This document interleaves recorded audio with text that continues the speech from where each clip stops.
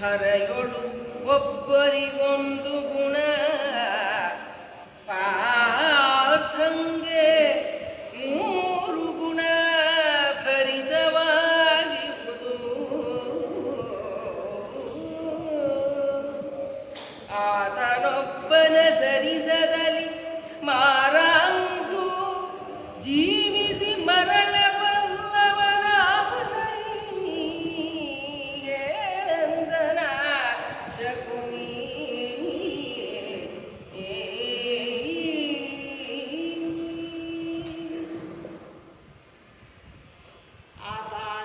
पर्यन्तं गुरूणाम् आकृतिं स्मरेत् तेन विघ्नाः प्रणश्यन्ति सिद्ध्यन्ति च मनोरथाः.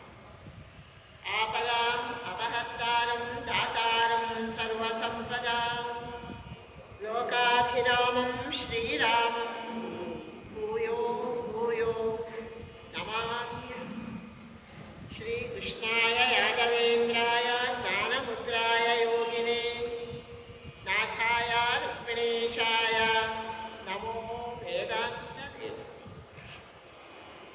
श्रीब्रह्मरुद्रगरुडेन्द्ररतं शरण्यं सर्वाशुभप्रशमनं भुवनैकनाथं सद्रूप्यपीठपुरमध्यगम् इन्दिरेशं गोवर्धनोद्धरणदक्षमहम्. नामस्मरणस्य सर्वपापप्रणाशनं प्रणामो दुःखशमनं तं नमामि हरिं. नारायणं नमस्कृत्य नरं चैव नरोत्तमं देवीं सरस्वतीं व्यासं ततो जयमुदीरये. पूज्याय राघवेन्द्राय सत्यधर्मरताय च भजतां कल्पवृक्षाय नमतां भावने. ಶಕುನಿ ಅನೇಕ ವಿಧದಿಂದ ದುರ್ಯೋಧನನ ಸ್ವಭಾವದಿಂದಲೇ ಕೆಟ್ಟ ಮನಸ್ಸು, ಅದನ್ನು ಮತ್ತೂ ಕೂಡ ಕಲುಷಿತಗೊಳಿಸ್ತಾ ಇದ್ದಾನೆ. ತನ್ನ ಕೂಟನೀತಿ ಇಲ್ಲ. ಕೂಟನೀತಿ ಅಂದರೆ ಷಡ್ಯಂತ್ರದ ಕುತಂತ್ರದ ನೀತಿ. ಶಕುನಿ ಹೇಳ್ತಾ ಇದ್ದಾನೆ, ಅರಸಕೆ ಇರುವಿದ್ಯದಲ್ಲಿ ಮೂವರು ಕಣ ಸಾಮರ್ಥ್ಯ ಪುರುಷರು. ಧರೆಯಳು ಒಬ್ಬರಿಗೊಂದು ಗುಣ ಪಾರ್ಥಂಗೆ ಮೂರು ಗುಣ ಭರಿತವಾಗಿತ್ತು. ಆತನೊಬ್ಬನ ಸರಿಸದಲ್ಲಿ ಮಾರಾಂತು ಜೀವಿಸಿ ಮರಣಬಲ್ಲವನಾದನೆ ಹೇಳೆಂದನ ಶಕುನಿ. ಅಲ್ಲ, ಸರಿಯಾಗಿ ಆಲೋಚನೆ ಮಾಡ್ತಾನೆ ಶಕುನಿ. ಆದರೆ ಅವನ ಉದ್ದೇಶ ಮಾತ್ರ ಕಲುಷಿತವಾಗಿದೆ ಅನ್ನೋದನ್ನು ನಾವು ಕಾಣ್ತೀವಿ. ಬುದ್ಧಿವಂತ, ದುಷ್ಟ ಬುದ್ಧಿ ಉಳ್ಳವರು ಬುದ್ಧಿವಂತರಾದರೆ ಮತ್ತೂ ಅಪಾಯ. ಅವರು ಹೇಳಿದ ದುರ್ಯೋಧನ, ಬಿಲ್ಲು ವಿದ್ಯೆಯಲ್ಲಿ ಮೂವರು ಸಾಮರ್ಥ್ಯ ಪುರುಷರನ್ನು ನಾನು ನೋಡಿದ್ದೇನೆ ಅಂತ. ಒಬ್ಬನು ಕೃಷ್ಣ, ಇನ್ನೊಬ್ಬ ಪರಶುರಾಮ, ಇನ್ನೊಬ್ಬ ಅರ್ಜುನ. ಧರೆಗಳು ಒಬ್ಬರಿಗೊಂದು ಗುಣ ಪಾರ್ಥಂಗೆ ಮೂರು ಗುಣ. ರಾಮಚಂದ್ರ ದೇವರು ಅತ್ಯಂತ ಗುಣಶೀಲ ಸಂಪನ್ನರು, ಸರ್ವಗುಣೋಪೇತರು. ಪರಶುರಾಮರು ಅವರಲ್ಲಿ ಕೋಪ ಅಧಿಕ. ಪರಶುರಾಮರಿಗೆ ಕೋಪ ಜಾಸ್ತಿ. ಯಾಕೆ ಅಂದರೆ ಅವರ ತಂದೆ ಅಲ್ಲ, ಅವರ ತಾತ ಕೊಟ್ಟ ಆ ವರವೋ ಶಾಪವೋ ಅದರ ಪರಿಣಾಮ. ಇನ್ನು ಅರ್ಜುನ ನರ, ಪರಮಾತ್ಮನ ಶುಕ್ಲಕೇಶಾವೇಶದಿಂದ ಅವತಾರ ಮಾಡಿದವು. 3 ಜನ. ಪಾರ್ಥಂಗೆ 3 ಗುಣ ಇದೆ. ಅವನು ಗುಣೋಪೇತನೂ ಹೌದು, ಮತ್ತೆ ಸಿಟ್ಟು ಬಂತು ಅಂದರೆ ಜಗತ್ತನ್ನೇ ಪ್ರಳಯ ಮಾಡಲಿಕ್ಕೂ ಸಮರ್ಥನಿದ್ದಾನೆ. ಒಬ್ಬ ರುದ್ರದೇವ, ಒಬ್ಬ ಪರಶುರಾಮ ದೇವ, ಒಬ್ಬ ಕೃಷ್ಣ ಹಾಗೂ ತಗೋಬಹುದು.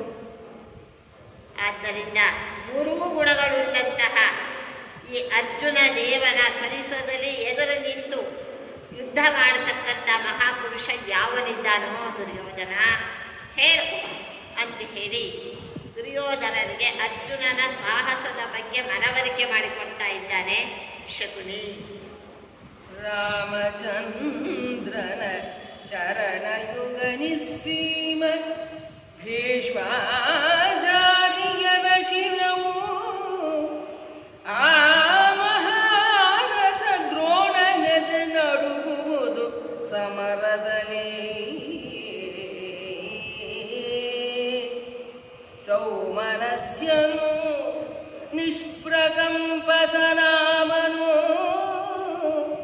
ಅರ್ಜುನ ದೇವನಿದಿರಲಿ ಭೂಮಿಯಲ್ಲಿ ಬಿಲ್ಲಾಳದಾಬವನು. ನಿಷ್ಪ್ರಕಂಪಸನಾಮನರ್ಜುನ ದೇವನಿದಿರಲಿ ಭೂಮಿಯಲ್ಲಿ ಬಿಲ್ಲಾಳದಾಬವನು ಎಂದನ ಶಕುನಿ.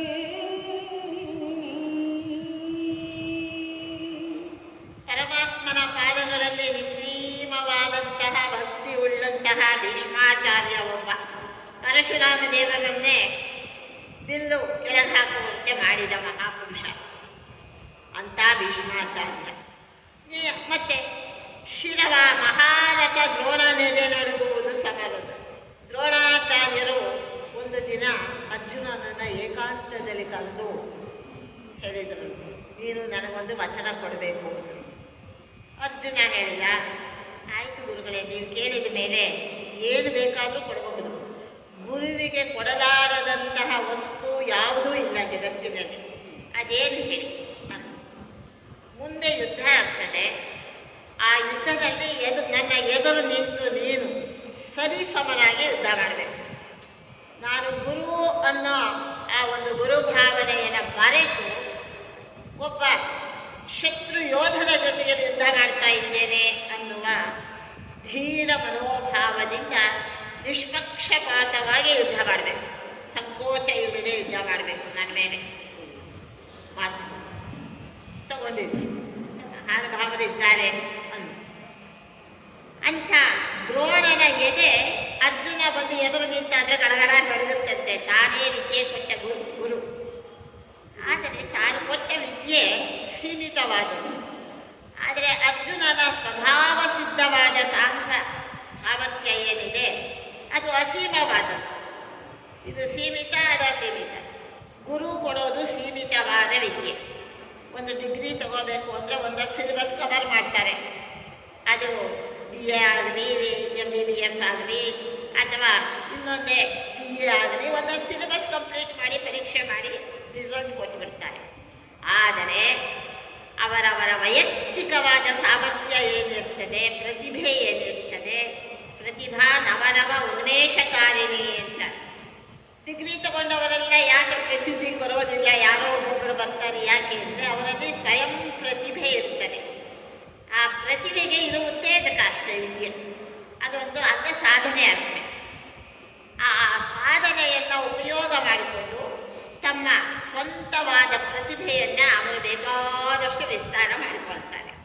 ಅರ್ಜುನನದು ಹಾಗೇನೆ. ದ್ರೋಣಾಚಾರ್ಯರು ಕೊಟ್ಟದ್ದು ಸ್ವಲ್ಪ, ಕೃಪಾಚಾರ್ಯರು ಅದಕ್ಕೆ ಹಳದಿ ಹಾಕಿದರು. ದ್ರೋಣಾಚಾರ್ಯರು ಅದನ್ನು ಎಲಾಬರೇಟ್ ಮಾಡಿ ವಿದ್ಯೆಯನ್ನು ಕಳಿಸಿಕೊಟ್ಟರು. ಅನೇಕ ಮಹಾಸ್ತ್ರಗಳನ್ನು ಉಪದೇಶ ಮಾಡಿದರು. ಆದರೆ ಪರಮಾತ್ಮನ ಅನುಗ್ರಹದಿಂದ ನರನಾದಂತಹ ಅರ್ಜುನ ಅದಕ್ಕೆ ನಾರಾಯಣಂ ನಮಸ್ಕೃತ್ಯ ನರಂಚೈವ ನರೋತ್ತಮಂ ಅಂತಾರೆ. ನರಂಚೈವ ಅಂದರೆ ನರ ಅಂದರೆ ಜೀವ, ಜೀವದ ಪ್ರತೀಕ ಅರ್ಜುನ, ಜೀವ ಪ್ರತಿನಿಧಿ. ನರ ಅಂದರೆ ಶೇಷದೇವರು, ಆ ಶೇಷದೇವರ ಆವೇಶ ಇರುವಂಥವನು ಅರ್ಜುನ. ನರೋತ್ತಮ ಅಂದರೆ ಅರ್ಜುನನಿಗಿಂತಲೂ ಶ್ರೇಷ್ಠನಾದವನು, ಜೀವೋತ್ತಮನಾದಂತಹ ಭೀಮಸೇನ. ನರಂಚೈವ ನರೋತ್ತಮ ದೇವಿ ಸರಸ್ವತೀಂ ವ್ಯಾಸಂ ತಥೋ ಜಯಂ ದಿವ್ಯೈ ಅಂತ ಹೇಳಿ ಆ ವೇದವ್ಯಾಸರು ಅಂತ ದ್ರೋಣನ ಎದೆ ನಡುಗುತ್ತೆ ಅರ್ಜುನ ನಿಂತು ಬಿಟ್ಟ ಅಂದರೆ. ಸೌಮನಸ್ಯರು ಇಷ್ಟಾದರೂ ಕೂಡ ಸುಹೃದ. ನಾವು ನೋಡ್ತೇವೆ ಭಗವದ್ಗೀತೆಯಲ್ಲಿ ವಿಷಾದ ಯೋಗ, ಗುರುಗಳನ್ನು ನೋಡಿದ, ತಾತಂದಿರನ್ನು ನೋಡಿದ, ಮಾವಂದಿರು, ಅಣ್ಣ ತಮ್ಮಂದಿರು ಎಲ್ಲರನ್ನ ನೋಡಿ ಅವನ ಮನಸ್ಸು ಅತ್ಯಂತ ಆ ಸೌಮನಸ್ಯದ ಕಾರಣದಿಂದ, ಸುಮನಸ ಸೌಮನಸ್ಸು, ಒಳ್ಳೆಯ ಹೃದಯ, ದೇವತೆಗಳ ಇರಬೇಕಾದಂತಹ ಒಳ್ಳೆ ಗುಣ ಅಂತ ಸೌಮನಸ್ಯ, ಇಂಥ ಒಂದು ಒಳ್ಳೆ ಗುಣವೂ ಇದೆ ಅವನಲ್ಲಿ. ನಿಷ್ಪ್ರಕಂಪ, ಯುದ್ಧದಲ್ಲಿ ನಿಂತ ಅಂದರೆ ಅವನು ಕಂಪ ಅಂದರೆ ನಡುಗೋದು, ಅಂಥವನಿಗೂ ನಡುಗಿತು ಎದೆ. ಪ್ರಾರಂಭಕ್ಕೇನೆ ಎದೆ ನಡುಗಿತು ಹೇಳ್ತಾನೆ. ಅವನು ಬೆವತು ಹೋದಂತೆ, ಕೈಯಲ್ಲಿದ್ದ ಬಿದ್ದು ಜಾರಿ ಬಿದ್ದು ಹೋಯಿತು. ಭಗವದ್ಗೀತೆಯ ಮೊದಲನೇ ಅಧ್ಯಾಯದಲ್ಲೇ ಅದನ್ನು ಹೇಳ್ತಾನೆ. ಆದರೆ ನಿಷ್ಪ್ರಕಂಪ, ಯುದ್ಧ ಮಾಡಬೇಕು ಅನ್ನೋ ನಿರ್ಧಾರ ಬಂತು ಅಂತಂದರೆ ಯಾರಿಗೂ ಹೆದರುವವನಲ್ಲ. ಸನಾಮನರ್ಜುನ ದೇವನಿದಿರಲಿ ಭೂಮಿಯಲ್ಲಿ ಬಿಲ್ಲಾಳದ. ಆದ್ದರಿಂದ ಅಂಥ ಅರ್ಜುನ ದೇವನ ಆ ಬಿಲ್ಗಾರಿಕೆಯ ಮುಂದೆ ಯಾರೂ ಕೂಡ ನಿಲ್ಲಲಿಕ್ಕೆ ಸಾಧ್ಯ ಇಲ್ಲ. ಏನಂತ ತಿಳಿದಿದ್ದೆ ಅರ್ಜುನನನ್ನ ಅಂತ ದುರ್ಯೋಧನನಿಗೆ ಹೇಳ್ತಾ ಇದ್ದ. ಶತ್ರುಗಳ ಸಂಹರಿಸಿ ರಾಜ್ಯವನುಕ್ತಿಯಾಡುವೆನೆಂಬ ಸಾಹಸ ಸತ್ವಗುಣ ನಿನಗಿಲ್ಲ.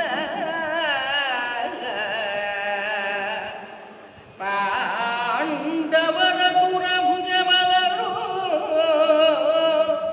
ಕೃತ್ರಿಮದ ಮುಖದಿಂದ ರಿಪುಗಳ ಕಿತ್ತು ಹಾಯಿಕಿ ನೆಲನಲೇಕ ಛತ್ರದಲ್ಲಿ ಸಲಹುವುದು ಮತ ಕೇಳೆಂದನಾಶಗುಣಿ.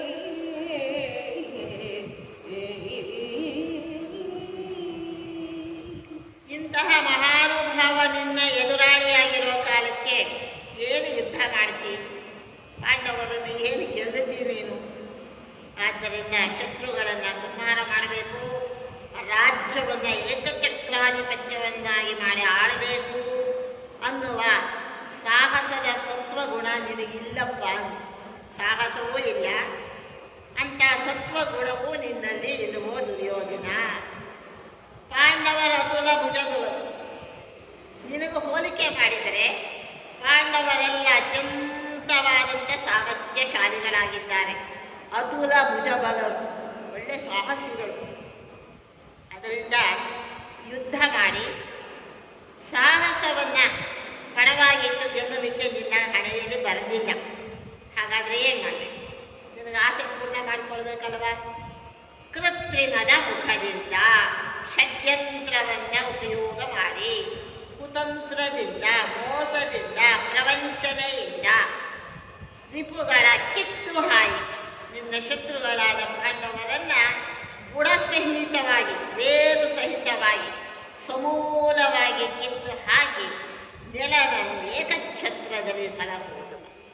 ನಿನಗೆ ರಾಜ್ಯ ಆಳಬೇಕು, ಏಕಚಕ್ರಾಧಿಪತ್ಯ ಮಾಡಬೇಕು ಅನ್ನುವ ದೃಢವಾದ ಸಂಕಲ್ಪ ನಿನಗಿತ್ತು ಅಂದರೆ ಕ್ಷತ್ರಿಯೋಚಿತವಾದ ಸಾಹಸದಿಂದ ನಿನ್ನ ಹಣೆಯಲ್ಲಿ ಬರೆದಿಲ್ಲ.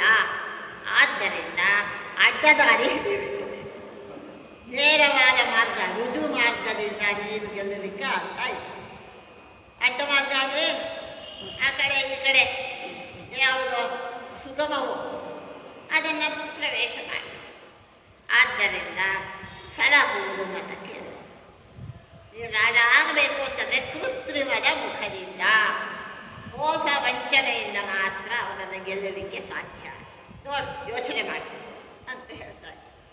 ಸೋದರರುಗಳು ನೀವು ನಿಮ್ಮೊಳು ಭೇದ ಮಂತ್ರವ ಮಾಡುವುದು ಮರ್ಯಾದೆ. ನಾವು ನಿಮ್ಮಡಿಯಲರ ಮನೆಯ ಸೇವಕರು.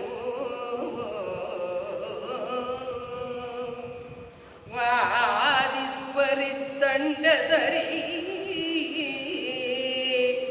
ನಮಗಾದರೆಯೂ ಕಂಡುದ ನುಡಿಯಬೇಕು. ಆದರಿಸು ಮೇನ್ಮಾಡು ಭಿನ್ನಹವೆಂದನಾಶಕುನಿ. ಶಕುನಿ ಹೇಳ್ತಾನೆ, ನೋಡಪ್ಪ, ನೀವು ಒಂದು ಮನೆಯ ಮಕ್ಕಳು, ಒಂದೇ ವಂಶದ ಕುಡಿಗಳು, ಒಂದೇ ಕುಲದ ರಾಜಪುತ್ರರು. ನೀವು ಸಹೋದರರಾಗಿದ್ದೀರಿ, ಅಣ್ಣ ತಮ್ಮಂದಿರಾಗಿದ್ದೀರಿ. ನಿಮ್ಮಲ್ಲಿ ಭೇದ ಮಾಡೋರು, ಒಡಕು ಮೂಡಿಸೋರು, ನಿಮ್ಮ ಒಗ್ಗಟ್ಟನ್ನು ಅಥವಾ ಇದೆಯೋ ಎಲ್ಲೋ ಒಗ್ಗಟ್ಟು ಹೇಗೋ ನಡ್ಕೊಂಡು ಹೋಗ್ತಾ ಇರ್ತದೆ, ಅದನ್ನು ಒಡೆಯೋದು ಅಂದರೆ ಮಂತ್ರವ ಭೇದ ಮಂತ್ರವ ಮಾಡುವುದು ಮರ್ಯಾದೆ. ಮಾಡ್ಬೋದಾ ನಾವು? ಒಂದು ಕುಟುಂಬದಲ್ಲಿ ಹತ್ತಾರು ಮಂದಿ ಇದ್ದಾಗ ಭಿನ್ನಾಭಿಪ್ರಾಯಗಳು ಬರ್ತವೆ. ಆ ಭಿನ್ನಾಭಿಪ್ರಾಯಗಳನ್ನೇ ದೊಡ್ಡದು ಮಾಡಿ ಅವರನ್ನು ಒಡೆದು ಬಿಡೋದು, ಆ ಕುಟುಂಬವನ್ನು ಛಿದ್ರ ಛಿದ್ರ ಮಾಡೋದು, ಅದು ಮರ್ಯಾದೆ ಅಲ್ಲ. ನಾವು ನಿಮ್ಮ ಅಡಿಗೆಯ ಅರಮನೆಗೆ ಸೇರು, ನಾವು ಎಷ್ಟಾದರೂ ನಿಮ್ಮ ಅರಮನೆಯ ಸೇವಕರು ಅಂದ ಶಕುನಿ. ನಾವು ಹೊರಗಿನವು, ನಿಮ್ಮ ಕುಲಕ್ಕೆ ಸೇರಿದವರಲ್ಲ, ನಿಮ್ಮ ವಂಶಕ್ಕೆ ಸೇರಿದವರು ಅಲ್ಲ. ನಾವು ಕೇವಲ ನಿಮ್ಮ ಅರಮನೆಯ ಸೇವೆಯನ್ನು ಮಾಡಲಿಕ್ಕೆ ಬಂದು ನಿಂತವರಷ್ಟೇ. ವಾದಿಸುವ ರಿಕ್ತಂಡ ಸರಿ ನಮಗೆ. ಎರಡು ಪಕ್ಷಗಳು ನಮಗೊಂದೇನೆ. ನೀವೇನು ಪಾಂಡವರೇ, ಇಬ್ಬರು ಒಂದೇನೆ. ಇತ್ತಂಡ ಸರಿ ಶಕುನಿ ಹೇಳ್ತಾ ಇದ್ದಾರೆ.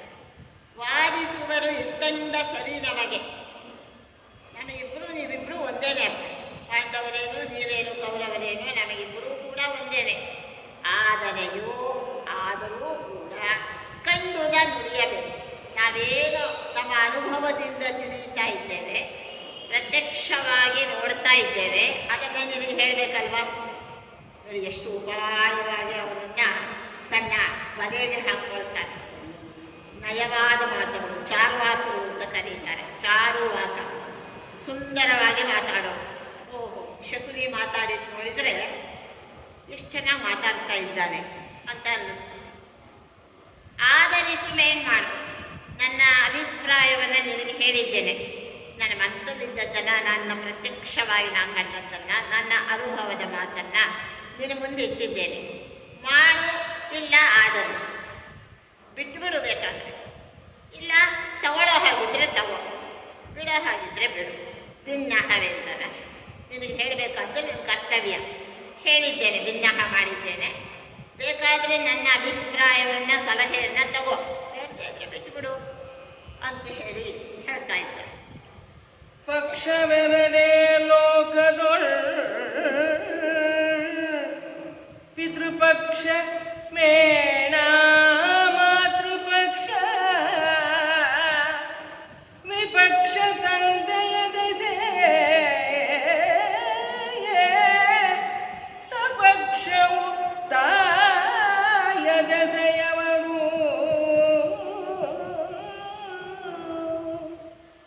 ತಕ್ಷಕನ ತೆರನಂತೆ ನಿಮ್ಮನು ಭಕ್ಷಿಸುವ ರಾವಂಗದಲ್ಲಿ ನೀಕ್ಷಿಸುವುದೈ ಪಾಂಡುಪುತ್ರರನು ಎಂದನಾಶಕುನಿ.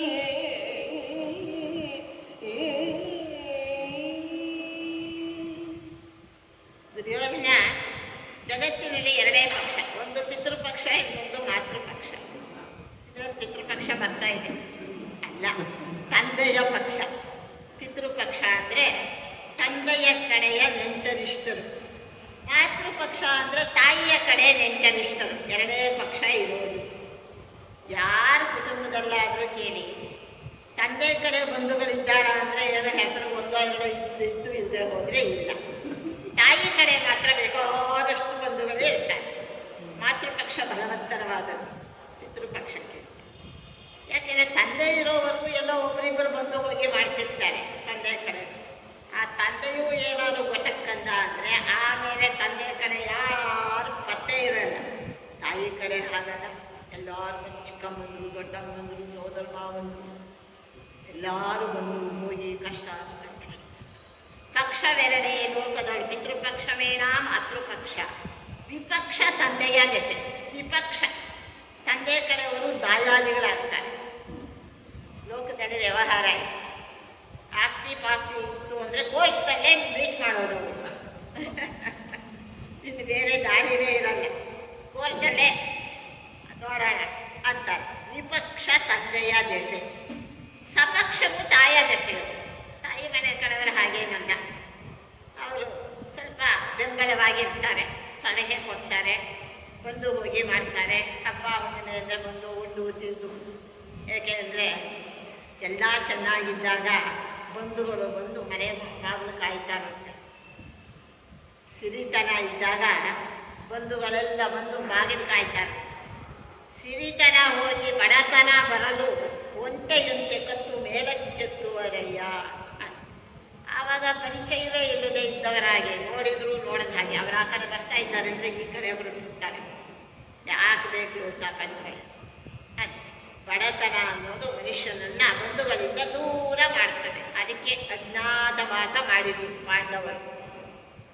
ನಾವು ಕೂಡ ಬಡತನ ಬಂದಾಗ ಬಂಧುಗಳ ಮುಂದೆ ಕಾಣಿಸಿಕೊಳ್ಬಾರ್ದಂತೆ ಬುದ್ಧಿವಂತರಾಗಿ. ಯಾಕೆಂದರೆ ಹೀನಾಯ ಆಗ್ತದೆ, ಮನಸ್ಸಿಗೆ ನೋವಾಗ್ತದೆ. ನಮ್ಮನ್ನು ಅವರು ಅಲಕ್ಷ್ಯ ಮಾಡ್ತಾರೆ, ಉದಾಸೀನ ಮಾಡ್ತಾರೆ, ಮನಸ್ಸಿಗೆ ನೋವಾಗ್ತದೆ.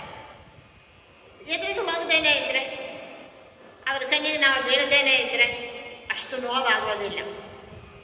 ಅದರಿಂದ ಬಡತನ ಬಂದಾಗ ಬಂಧುಗಳಿಂದ ಕಣ್ಮರೆಯಾಗಿ ಇದ್ಬಿಡ್ಬೇಕು.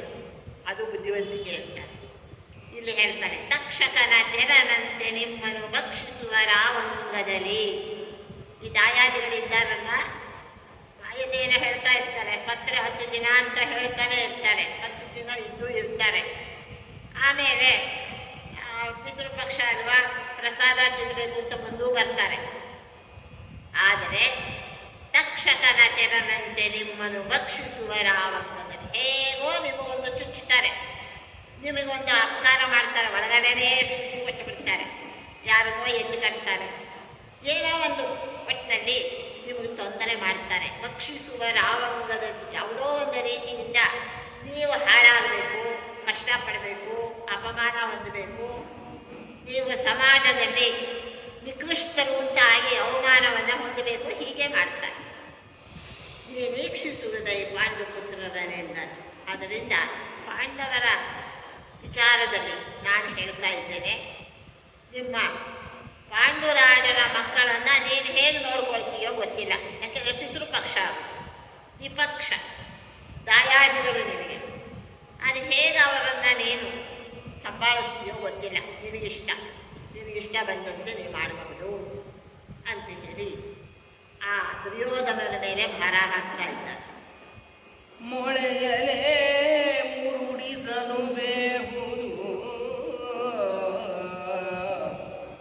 ಬಲಿದ ಬಳಿಕದು ನಿನ್ನ ಹವಣೆ. ಇಳೆಯೊಳರ್ಥವನಿತ್ತು ರಿಪುಗಳ ಹೆಚ್ಚಿಸಿದ ಬಳಿಕ ಗೆಲುವನವನು ದೇವದಾನವರೊಳಗೆ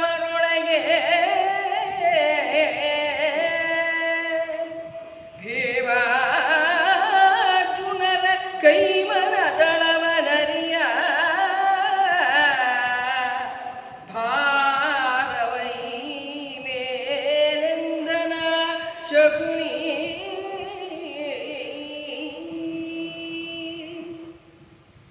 ಗಿಡಗಳು ಬೆಳೆದಿರ್ತವೆ, ಅದನ್ನು ಚಿಕ್ಕದಾಗಿದ್ದಾಗಲೇ ಕಿತ್ತು ಹಾಕಬೇಕು. ಅದು ಚೆನ್ನಾಗಿ ಬೇರೆ ಬಿಟ್ಕೊಂಡು ಬಿಡ್ತು ಅಂದರೆ ಕಿತ್ತೋದು ಬಹಳ ಕಷ್ಟ. ಮೊಳೆಯಲೇ ಮುರುಳಿಸಲು ಬೇಹುದು, ಬದಿದ ಬಳಿಕದು ನಿನ್ನ ಹವಣೆ. ಆದ್ದರಿಂದ ಮುಳ್ಳು ಗಿಡಗಳನ್ನು ಎಳೆಯದಾಗಿದ್ದಾಗಲೇ ಕಿತ್ತು ಹಾಕಬೇಕು. ಕಳೆ ಅಂತಾರೆ, ಕಳೆ ಕೀಳೋದು ಅಂತ. ಹಳ್ಳಿಗಳಲ್ಲಿ ಅದೊಂದು ದೊಡ್ಡ ಪ್ರೋಗ್ರಾಮ್ ಕಳೆ ಕೀಳೋರು ಮಾಡೋರು ಪಾಪ ಇವಾಗ ಏನು ಮಾಡ್ತಾರೆ. ಆದ್ದರಿಂದ ಮೊಳಕೆಯನ್ನೇ ಚೂಟಿ ಹಾಕಬೇಕು, ಕಳೆಯನ್ನು ಕಿತ್ತು ಹಾಕಬೇಕು. ಬಲಿದ ಬಳಿಕದು ನಿನ್ನ ಅವಳೆ, ಅದು ಬೆಳೆದು ಬೆಳೆದು ಮುಳ್ಳಿನ ಗಿಡ ಜೋರಾಗಿ ಬೆಳೆದು ಬಿಡ್ತಾನೆ. ತುಳಸಿ ಗಿಡ ಬೆಳೆಯಲ್ಲ, ಎಷ್ಟು ಮಾಡಿದ್ರು ತುಳಸಿ ಗಿಡ ಬೆಳೆಯೋದೇ ಇಲ್ಲ. ಮುಳ್ಳಿನ ಗಿಡ ಬೇಡ ಅಂದರೆ ಬೆಳೆಯುತ್ತದೆ, ನೀರು ಹಾಕ್ತಿದ್ರು ಬೆಳೆಯುತ್ತದೆ ಪುಷ್ಟವಾಗಿ.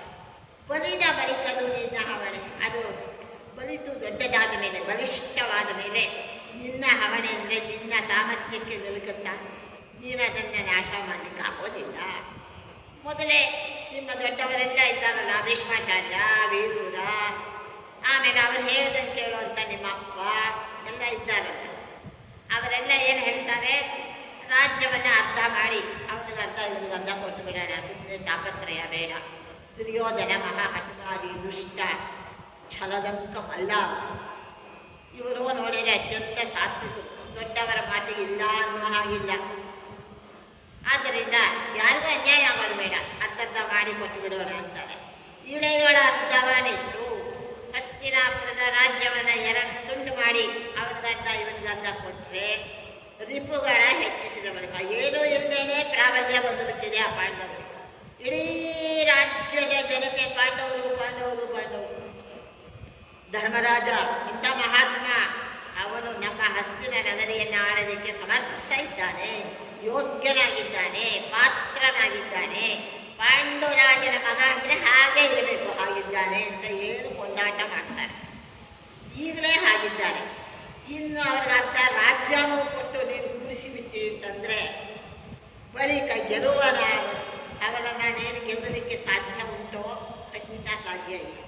ದೇವದಾನವರೊಳಗೆ ಭೀಮಾರ್ಜುನರ ಕೈಮನದಳವನಲ್ಲಿ ದೇವತೆಗಳಾಗಲಿ ರಾಕ್ಷಸರಾಗಲಿ ಮನುಷ್ಯರು ಇದು ನೀನು ಯಾವ ಲೆಕ್ಕ, ಅವರನ್ನು ಎದುರಿಸ್ಲಿಕ್ಕೆ ಆಗೋದಿಲ್ಲ. ಗೊತ್ತಾ ನಿನಗೆ ವಿಚಾರ? ಹೇಳು.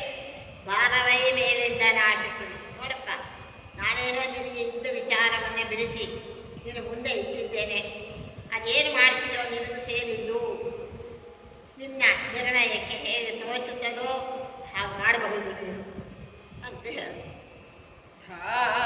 ಧಾರುಣಿಯೊಳು ಪಿಬೇಲಿಕೆಯ ವಿಸ್ತಾರದಲ್ಲಿ ಮಾಡಿದ ಮನೆಯ ಕಾಳೋರಗನು ಹೋಗುವಂತೆ ರಿಪುಕುಂತೆ ಕುಮಾರಕರು ವೈರದಲ್ಲಿ ಸಪ್ತಾಂಗವನು ಕೈ ಸೂರೆಗೊಂಬರು ತಪ್ಪದಿನಗೆ ವಿಚಾರವನು ಕಾಲದಲ್ಲಿ ಮಾಡುವುದೆಂದನ ಶಕುನಿ.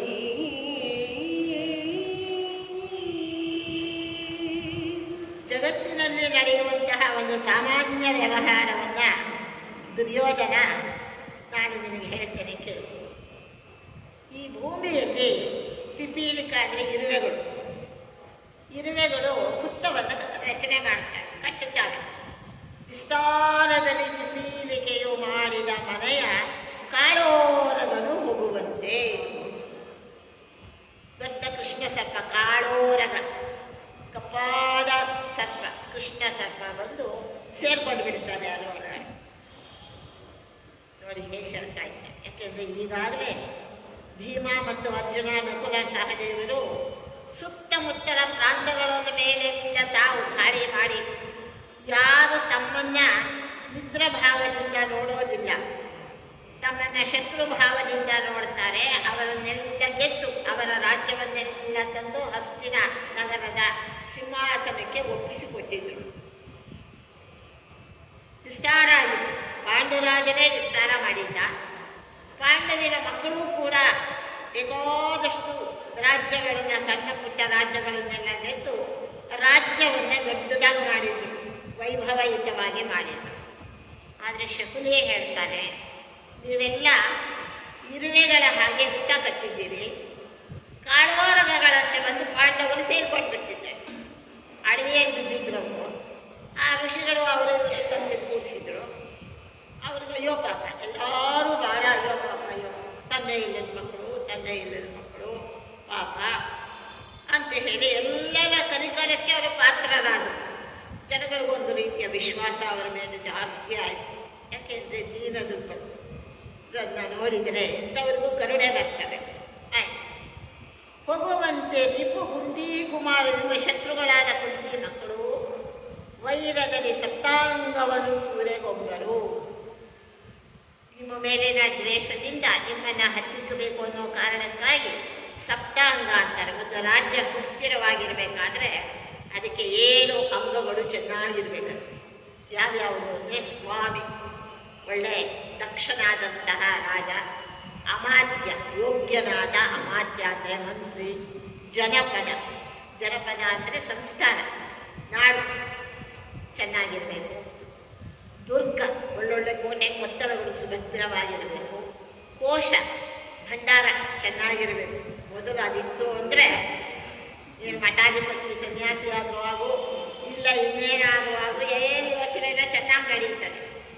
ಅದಿಲ್ಲದೆ ಹೋದಾಗ ಮಾತ್ರ ಯಾರು ಕೇರೇ ಮಾಡಲ್ಲ, ಲಕ್ಷ್ಯವೇ ಮಾಡೋದಿಲ್ಲ. ಕೋಶ, ಸೈನ್ಯ ಇರಬೇಕು, ಚತುರಂಗ ಸೈನ್ಯ, ರಥ, ಕುದುರೆ, ಆನೆಗಳ ಸೈನ್ಯ, ಪದಾತಿ ಸೈನ್ಯ ಇವೆಲ್ಲ ಚೆನ್ನಾಗಿ ವ್ಯವಸ್ಥಿತವಾಗಿರಬೇಕು. ಆಮೇಲೆ ಮಿತ್ರರು, ಒಳ್ಳೆಯ ಸಲಹೆಯನ್ನು ಕೊಡುವಂತಹ ಮಿತ್ರರಿರಬೇಕು. ಸಲಹೆಗಾರರು ಅನ್ನೋದು ಬಹಳ ಮುಖ್ಯವಾದ. ಸ್ವಾಮಿ, ಅಮಾತ್ಯ, ಜನಪದ, ದುರ್ಗ, ಕೋಶ, ಸೈನ್ಯ, ಮಿತ್ರ, ಸಪ್ತಾಂಗಗಳು ಅಂತ ಕರೀತಾರೆ. ಈ ಸಪ್ತಾಂಗಗಳೆಲ್ಲ ಚೆನ್ನಾಗಿತ್ತು ಅಂದರೆ ಮನುಷ್ಯನ ದೇಹ ನಮಗೆ ಹೇಗೆ ದೃಢವಾಗಿರ್ತದೆ ಅಂತಂದರೆ, ಈ ಬೆನ್ನೆಲುಬಿರಬೇಕು, ಗಟ್ಟಿಮುಟ್ಟಿಯಾಗಿರಬೇಕು, 2 ಕೈಗಳು ಭದ್ರವಾಗಿರಬೇಕು, 2 ಕಾಲುಗಳು, 2 ಪಾದಗಳು ಸ್ಥಿರವಾಗಿರಬೇಕು. ಇಷ್ಟಿತ್ತು ಅಂದರೆ ಯೋಗ್ಯವಾಗಿ ಇರ್ತದೆ.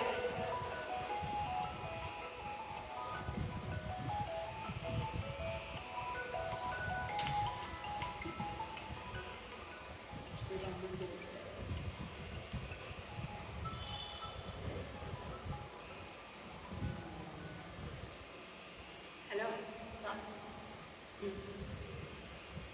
ಬಂದಿದ್ರು ಹಿಂದೆ ಪರವಾಯ್ತು, ಮದುವೆ ಮನೆ ನಿಂತ್ರ ಹೇಳಬೇಕು.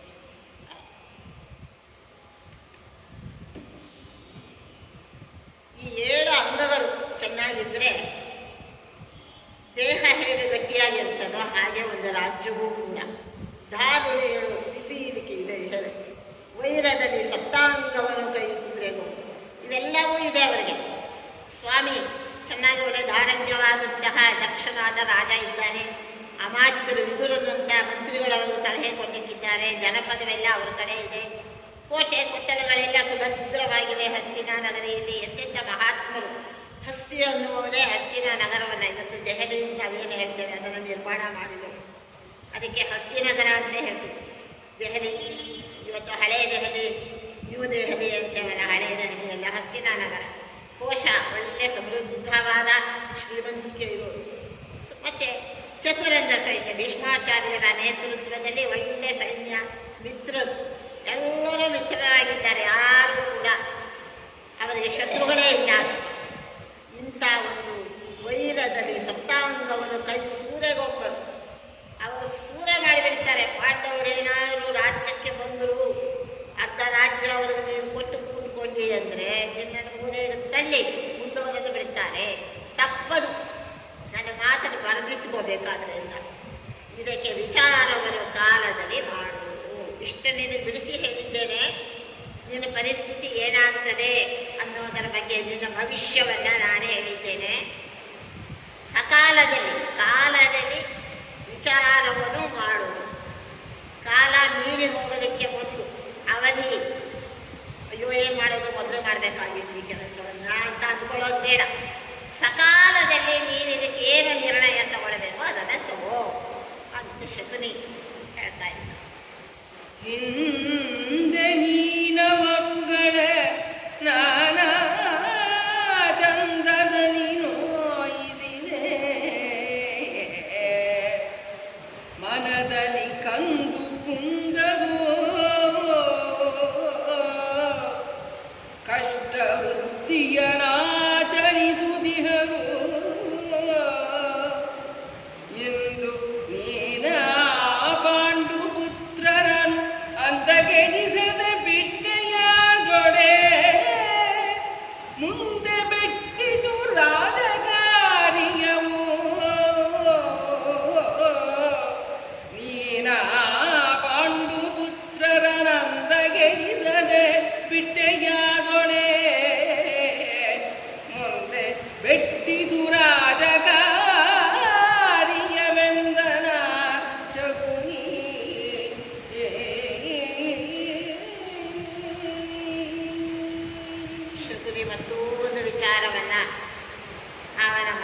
ಮನಸ್ಸಿನಲ್ಲಿ ಜಾಗೃತಗೊಳಿಸ್ತಾ ಇದ್ದಾನೆ. ಹಿಂದೆ ನೀನು ಅವರುಗಳ ನಾನಾ ಚಂದದಲ್ಲಿ ನೋಯಿಸಿದೆ, ವಿಷದ ಮದ್ದುಗಳನ್ನು ಮರುದಿನಲ್ಲಿ ಹಾಕಿಸಿದೆ, ಏನೇನು ಮಾಡಲಿಲ್ಲ ನೀನು. ಮನದಲ್ಲಿ ಕಂದು ಕೂತದ್ದು ಅದೆಲ್ಲ ಅವರ ಮನಸ್ಸಲ್ಲಿ ಒಂದು ಕಡೆ ಇಟ್ಕೊಂಡಿದ್ದಾರೆ. ಅದೇನು ಮರ್ತಿಲ್ಲ ಅವರು, ಯಾಕೆಂದರೆ ಉಪಕಾರ ಮಾಡಿದ್ದನ್ನು ಒಂದು ವೇಳೆ ಮರ್ತು ಬಿಡ್ಬೋದು, ಅಪಕಾರ ಮಾಡಿದ್ದನ್ನು ಖಂಡಿತ ಮರೆಯೋದಿಲ್ಲ. ಕಂದು ಕುಂದದು ಮನದಲ್ಲಿ, ಮನಸ್ಸಲ್ಲೇ ಅವರಿಗೆ ಅದು ಚುಚ್ಚುತ್ತಾನೇ ಇದೆ. ಕಷ್ಟ ವೃತ್ತಿಯನ್ನು ಆಚರಿಸುತ್ತಿದ್ದರು, ವಿಧಿ ಇಲ್ಲ ಅಂತ ಇದ್ದಾರಷ್ಟೇ. ಈ ಬಗ್ಗೆ ಕೃಷ್ಣ ಇವರನ್ನು ಕಳಿಸಿಕೊಟ್ಟಿದ್ದ, ಅಕ್ರೂರನನ್ನು. ಹೋಗು, ಹಸ್ತಿನಾವತಿಗೆ ಹೋಗು, ಸ್ವಲ್ಪ ದಿನ ಇರು. ಎಲ್ಲ ಅವರೆಲ್ಲ ಬಂಧುಗಳು.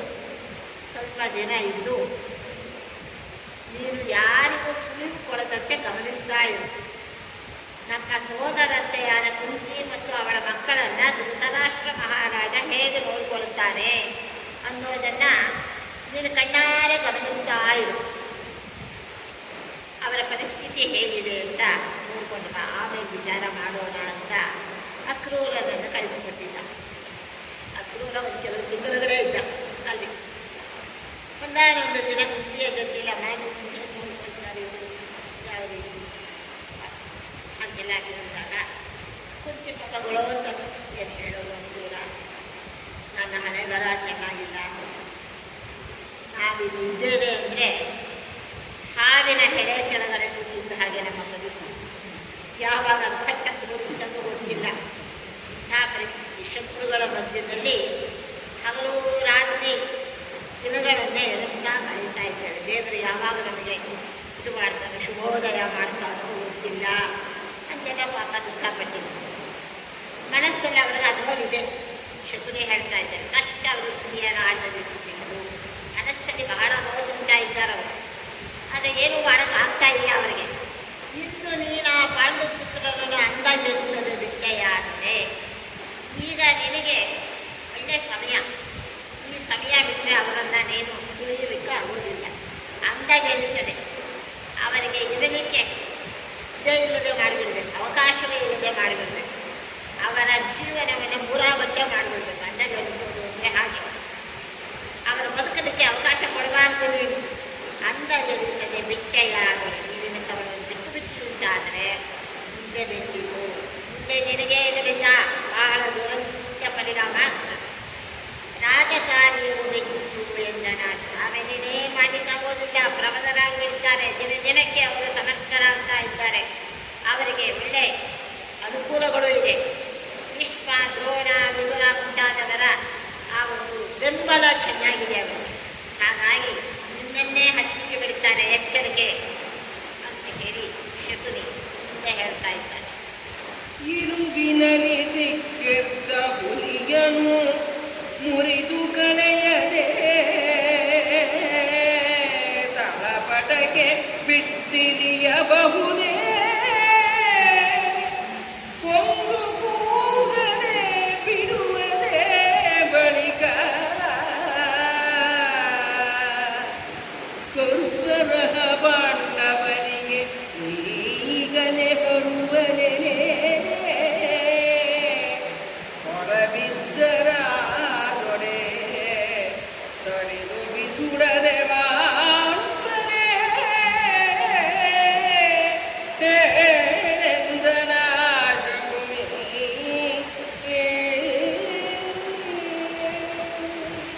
ಅನೇಕ ದೃಷ್ಟಾಂತಗಳ ಮೂಲಕ ಶಕುನಿ ತನ್ನ ಮನೋಭಿಪ್ರಾಯವನ್ನು ದುರ್ಯೋಧನನ ಮೇಲೆ ಹೇಳ್ತಾರೆ. ಅವನನ್ನು ಆ ಒತ್ತಡಕ್ಕೆ ಒಳಗೆ ಮಾಡ್ತಾನೆ. ಹೇಳಿದ ಇರುವಿನಲ್ಲಿ ಸಿಕ್ಕಿದ್ದ ಹುಲಿಯರು ಒಂದು ಇಕ್ಕಟ್ಟಿನ ಪ್ರದೇಶದಲ್ಲಿ ಹುಲಿ ಸಿಕ್ಕಾಕೊಂಡು ಬಿಟ್ಟಿದೆ. ಅದನ್ನು ಆವಾಗಲೇ ಕೊಲ್ಲಬೇಕು, ಮುರಿದು ಕಳೆಯದೆ. ಯಾಕೆಂದರೆ ತಂದೆಯನ್ನು ಕಳ್ಕೊಂಡಿದ್ದಾರೆ, ಅಸಹಾಯಕರಾದ ತಾಯಿ. ಎಲ್ಲರೂ ಅಯ್ಯೋ ಪಾಪ ಅಂತಾರೆ. ಧೃತರಾಷ್ಟ್ರನ ಔದಾರ್ಯದ ಆಶ್ರಯದಲ್ಲಿ ಬದುಕ್ತಾ ಇದ್ದಾರೆ ಅವರಿವರು. ದೊಡ್ಡಪ್ಪ ದೊಡ್ಡಪ್ಪ ಅಂತ ಹೇಳಿ ಇರುವಿನಲ್ಲಿ ಸಿಕ್ಕಿದ್ದ ಹುಲಿಯರು, ಅವರೆಲ್ಲ ಹುಲಿಗಳಿದ್ದ ಹಾಗೆ ಕಟ್ಟಲ್ಲಿ ಸಿಕ್ಕಾಕೊಂಡು ಬಿಟ್ಟಿದ್ದಾರೆ. ಏನೂ ಮಾಡೋಕ್ಕಾಗ್ತಾ ಇಲ್ಲ. ಎಲ್ಲರೂ ಹೇಳ್ತಾರೆ, ಎಷ್ಟು ಒಳ್ಳೆ ಮಕ್ಕಳಪ್ಪ ನೀವು, ಹೇಳಿದ ಮಾತು ಅಷ್ಟು ಚೆನ್ನಾಗಿರ್ತೀವಿ, ದೊಡ್ಡವರ ಮಾತಿಗೆ ವ್ಯತಿರಿಕ್ತ ಹೇಳುವುದಿಲ್ಲ. ಭೀಷ್ಮ, ದ್ರೋಣ, ವಿದುರರು ಏನು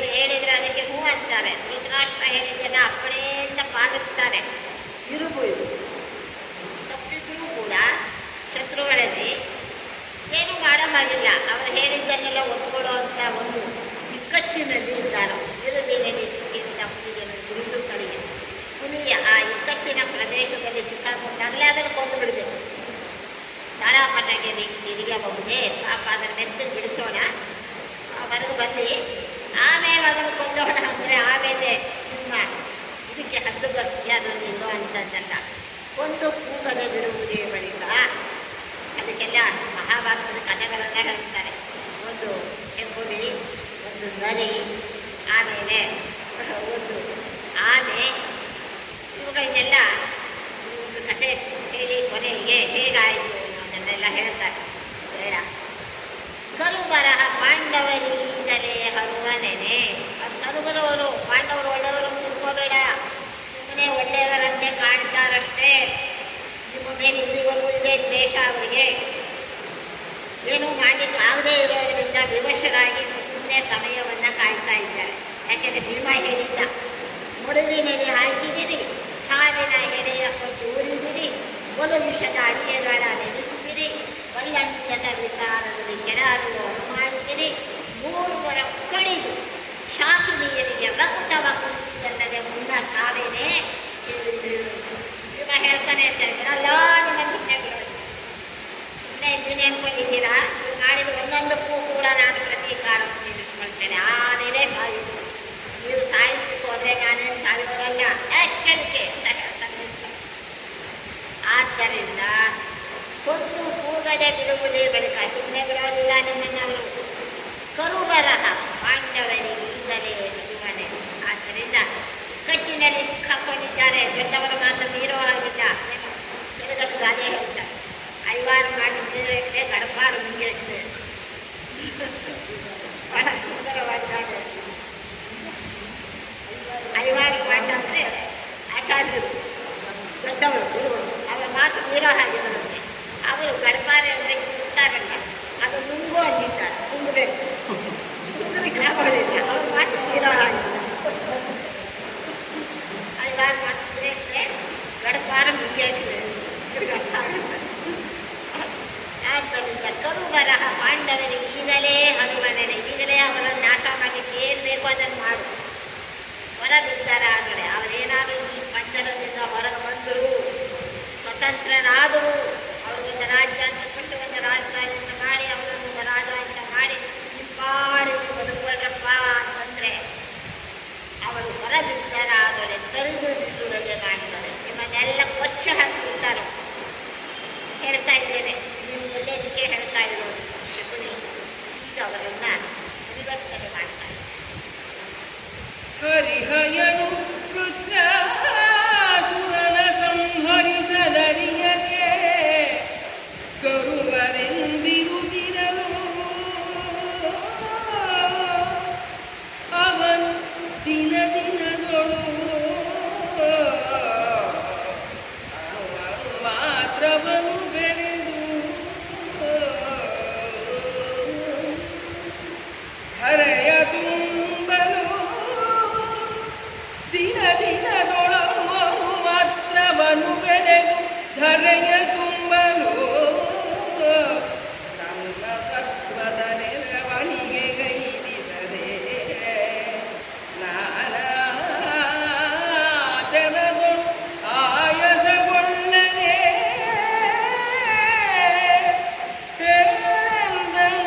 ಶಕುನಿ.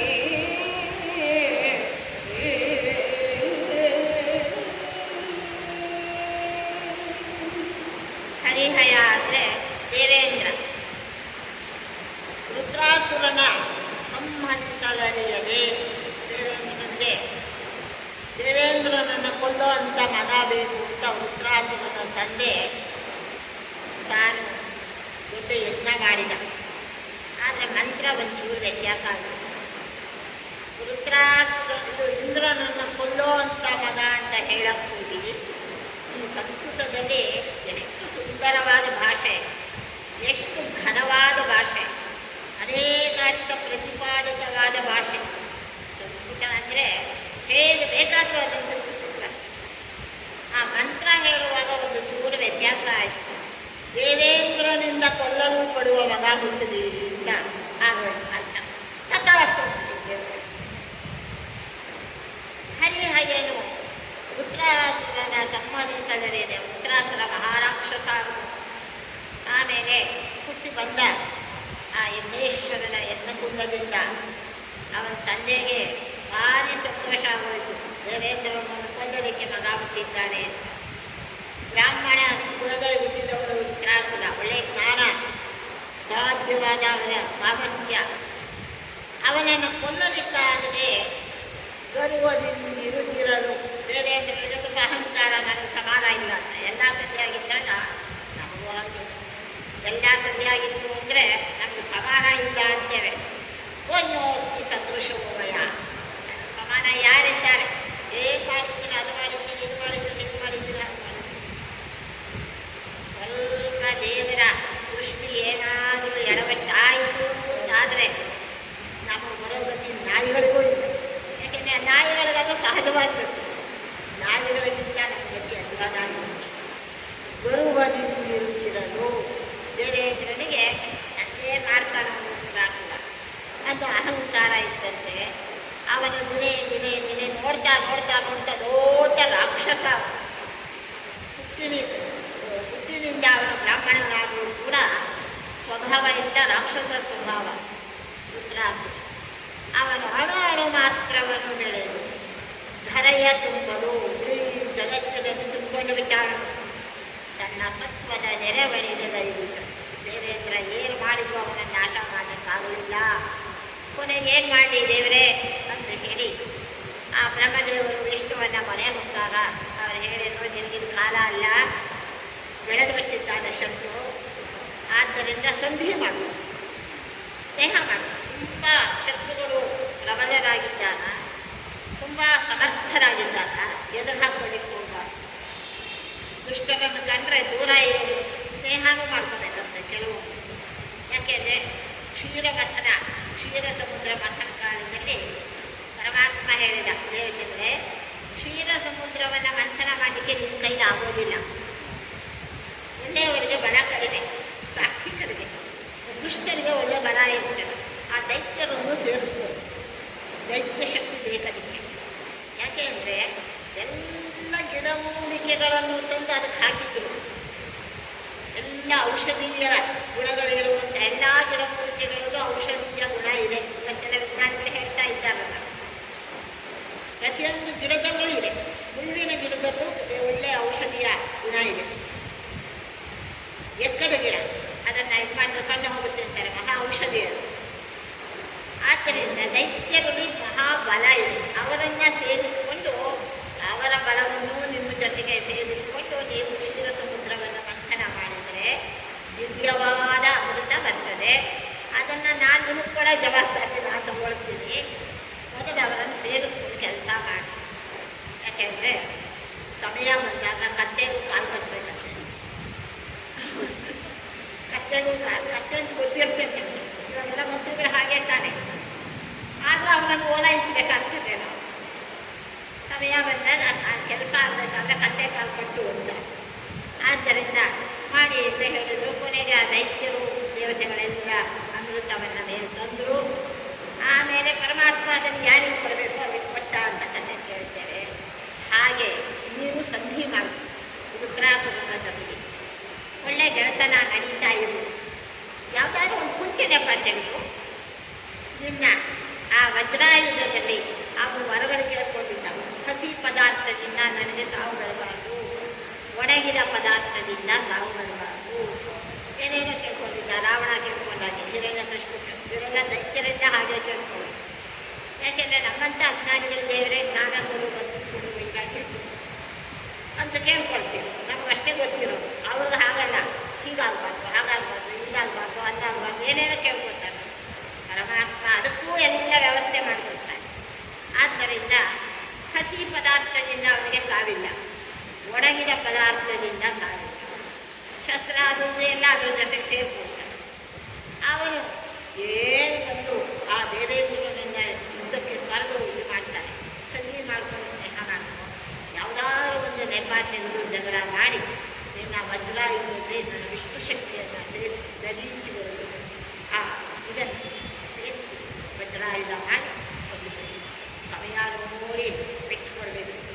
ಈಗ ಬದಲಾಗೋದು ಇದು ಹರಿಹರಿಯನ್ನು ವೃತ್ತಾಸುರನ ಸಂಹರಿಸಲರಿಯದೆ ಬರುವುದಿರುತ್ತಿರಲು ಅವನು ದಿನ ದಿನದಳು ಅಳಲು ಮಾತ್ರವನ್ನು ಬೆಳೆದು ಮೆರವಣಿಗೆ ಗೈಸಿದೆ ನಾನಾ ತೆರಗಳ ಆಯಾಸ. ಮಾಡಲಿಕ್ಕೆ ದೇವೇಂದ್ರ ಭಟ್ ಬಾಡುವ ಅನೇಕವಾದಂಥವು. ಕೊನೆಗೆ ಸ್ನೇಹ ಮಾಡಿಕೊಂಡ. ಇಬ್ಬರು ಸಾಯಂಕಾಲ ಸಮುದ್ರ ತೀರದಲ್ಲಿ ಹೋಗಿ, ನದಿ ತೀರದಲ್ಲಿ ಸಮುದ್ರ ತೀರದಲ್ಲಿ ಮಾತಾಡ್ತಾರೆ ಗೆಳೆಯರು. ಇಬ್ಬರು ಚೆನ್ನಾಗಿ ಸಮಯ ಕಳೀತಾರೆ. ಆಗ ನೀರಲ್ಲಿ ಕಾಲುಗಳನ್ನು ಹೀಗಾಡಿಸ್ತಾ ಇದ್ರು. ಅದೊಂದು ಮಜಾ. ನೀರು ನೋಡಿದ ತಕ್ಷಣ ಕಾಲನ್ನು ಹೀಗಾಡಿಸ್ತಾ ಇದ್ರು. ಇಬ್ಬರು ಕೂಡ ಕಾಲು ಆಡಿಸ್ತಾ ಇದ್ರು. ಆಗ ವೃತ್ರಾಸುರನ ಕಾಲು ದೇವೇಂದ್ರನ ಕಾಲಿಗೆ ತಾಕಿತು. ನೀರು ಒಳಗಡೆ ಘಟನೆ ಜಗಳ ಶುರುವಾಯಿತು. ಕಾಲಲ್ಲಿ ಹೋಗಿದ್ವಿ ಅನ್ನೋದನ್ನ ನೋಡಿ ಶುರುವಾಯಿತು ಜಗಳ. ಅದನ್ನೇ ನೆಪ ಮಾಡಿಕೊಂಡು ನೋರೆ, ಅದು ಹಸಿನೂ ಅಲ್ಲ, ಒಣಗಿದ್ದು ಅಲ್ಲ, ಒಣಗಿದ ಪದಾರ್ಥವೂ ಅಲ್ಲ, ನೋರೆ. ಈ ಕೆರೆಗಳಿಂದ ಅಲ್ಲಿ ಇಲ್ಲಿ ನೋಡಿದ್ರೆ ನೀರಕ್ಕೆ ಬಂದ್ಬಿಟ್ಟಿರ್ತಾರೆ ದೊಡ್ಡ ನೋರೆಗಳು. ಹಸಿನೂ ಅಲ್ಲ. ಅದರಲ್ಲಿ ವಜ್ರಾಯುಧವನ್ನು ಆದೇಶ ಮಾಡಿ ವಿಶ್ವಶಕ್ತಿಯನ್ನು ಕೂರಿಸಿ ಅವನ ಜೊತೆಯಲ್ಲಿ ಯುದ್ಧ ಮಾಡಿ, ಅದು ಭಾಳ ಕಷ್ಟ ಆಯಿತು. ಏನು ಮಾಡ್ಕೊಳ್ತಾರೆ. ವಜ್ರಾಯುಧನ ಕೆಳಗೆ ಬಿದ್ದು ಹೋಯ್ತು. ಅವನ ಜೊತೆಯಲ್ಲಿ ಯುದ್ಧ ಮಾಡ್ತಿದ್ದಾಗ ಆಗ ವೃತ್ರಾಸುರವರೇ ಶಾಸ್ತ್ರಜ್ಞಾನ ಅವನಿಗೆ. ಅವರು ಹೇಳಿದ, ನೋಡು ಇಂದ್ರ, ಕಾಲ ಅನ್ನೋದು ಕೆಲವರಿಗೆ ಒಳ್ಳೆಯ ಕಾಲ, ಕೆಲವರು ಕೆಟ್ಟ ಕಾಲ ಅಂತಿರ್ತದೆ. ಒಂದು ಸಮಯ ಒಳ್ಳೆಯ ಕಾಲ ಇರ್ತದೆ, ಒಂದು ಸಮಯ ಕೆಟ್ಟ ಕಾಲ ಇರ್ತದೆ. ಒಳ್ಳೆಯ ಕಾಲ ಬಂದು ಹೀಗೆ ಎದ್ದು ಬಿಡ್ತೇವೆ ನಾವು ತಂದ್ಕೊಳ್ಳೋ ತಪ್ಪು. ಕೆಟ್ಟ ಕಾಲ ಬಂದಾಗ ಅಯ್ಯೋ ನಮ್ಮ ಹಣೆಬರ ಇಷ್ಟೇ ಆಗೋದು, ಇಷ್ಟೇ ನಮ್ಮ ಹಣೆಬರ ಆಗ್ತದೆ, ನಾವು ಹಾಗೆ ಅಂದ್ಕೊಂಡಿದ್ವಿ, ಮಂಟಪ ಆಗೋದು, ಮಂಟಪದ ಚರಿತ್ರೆನೇ ಇಲ್ಲ, ಇನ್ನು ಮುಗಿದೋಯ್ತದ್ರ ಆಯುಷ್ಯ 50 ವರ್ಷಕ್ಕೆ ಅಂತ ಪೂರ್ತಿ ಮತ್ತೆ ಹೋಗ್ಬಿಟ್ಟಿದ್ವಿ ನಾವು. ಮತ್ತಿಲ್ಲಿಂದ ಕೊರಗ್ತಾ ಇದ್ವಿ. ಒಳ್ಳೆಯ ಕಾಲ ಬಂದ್ಬಿಡ್ತಲ್ಲ, ಹೀಗೆ ಬರ್ತದೆ. ಆದ್ದರಿಂದ ತಗೋ, ನೀನು ವಜ್ರಾಯುಧ ನಡೆದು ಬಿದ್ದು ಹೋಗಿದೆಯಲ್ಲ, ನಿನ್ನನ್ನು ಕೊಲ್ಲೋದು ಸುತ್ತ ಇವಾಗ, ಅದನ್ನು ಕೊಲ್ಲಲ್ಲ ನಾನು ಅಂತಾರೆ. ಆಯುಧ ರಹಿತನಾದಂತಹ ಶತ್ರುವನ್ನು ಕೊಲ್ಲಬಾರದು.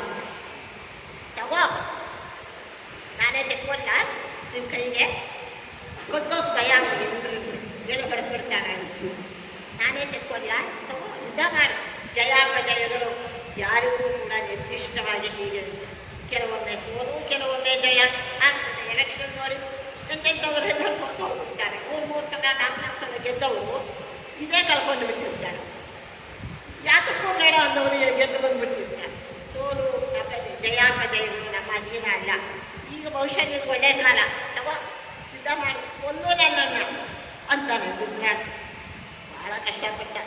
ಆದ್ದರಿಂದ ನೆರವಣಿಗೆ ದೈವಿಸದೆ ನಾನಾ ಜನದೊಳ ಆಯಾಸಗೊಳ್ಳದೆ ಕೊನೆಯದು ಕೊಂದ ಮೇಲೆ ಬ್ರಹ್ಮತ್ವ ಅಂಟಿಕೊಡ್ತು. ಅಯ್ಯೋ ಅದೊಂದು ಅವನು ಬ್ರಾಹ್ಮಣ ಅಲ್ಲ. ಬ್ರಾಹ್ಮಣ ಎಷ್ಟೇ ಮಾಡಿದರೂ ಕೂಡ ಕೊಲ್ಲಬಾರ್ದು. ಅವನು ಸರ್ವಸ್ವ ಆಸ್ತಿಯನ್ನು ಮುಟ್ಟುಕೊಂಡು ಹಾಕೊಂಡು ಓಡಿಸ್ಬಿಡ್ಬೇಕಂತೆ, ಕೊಲ್ಲಬಾರ್ದು. ಕೊಂದು ಹಾಕ್ಬಿಟ್ಟಲ್ಲ ಅವ್ರು ತ್ರಾಸಗಳನ್ನು, ಬ್ರಹ್ಮತ್ಯ ಅಂಟಿಕೊಂಡಿರುತ್ತೆ. ಹೋಗಿ ಕಮಲದ ನಾಳದಲ್ಲಿ ಸೇರಿಕೊಂಡ ಎಷ್ಟೋ ಕಾಲ ಭಾಳ ದೊಡ್ಡ ಕಥೆ ಇದು. ಆದ್ದರಿಂದ ಆಯಾಸಗೊಳ್ಳದೆ ಹೇಳಿ ನೋಡಿ, ಇಂದ್ರ ಅಷ್ಟು ಕಷ್ಟಪಟ್ಟ ಉತ್ರಾಸುರನ್ನು ಮಾಡಲಿಕ್ಕೆ. ನೀನೂ ಕೂಡ ಈ ಪಾಂಡವರನ್ನು ಬಿಟ್ಟರೆ ಮುಂದೆ ನೀನು ಮಹಾ ಸಂಕಟಕ್ಕೆ ಗುರಿಯಾಗಬೇಕಂತಕ್ಕಪ್ಪ ನಾನು ಗೊತ್ತಿರೋದನ್ನು ನಿನ್ನೆ ಹೇಳಿದ್ದೇನೆ. ಅಡವಿಯಲಿ ಜನಿಸಿದರು ಬೆಳವಿಗೆ ಅಡವಿಯೊಳಗೆ ಎನ್ನವರ ವಾಣಿಕೆಗೆ ಅಡವಿಯೇ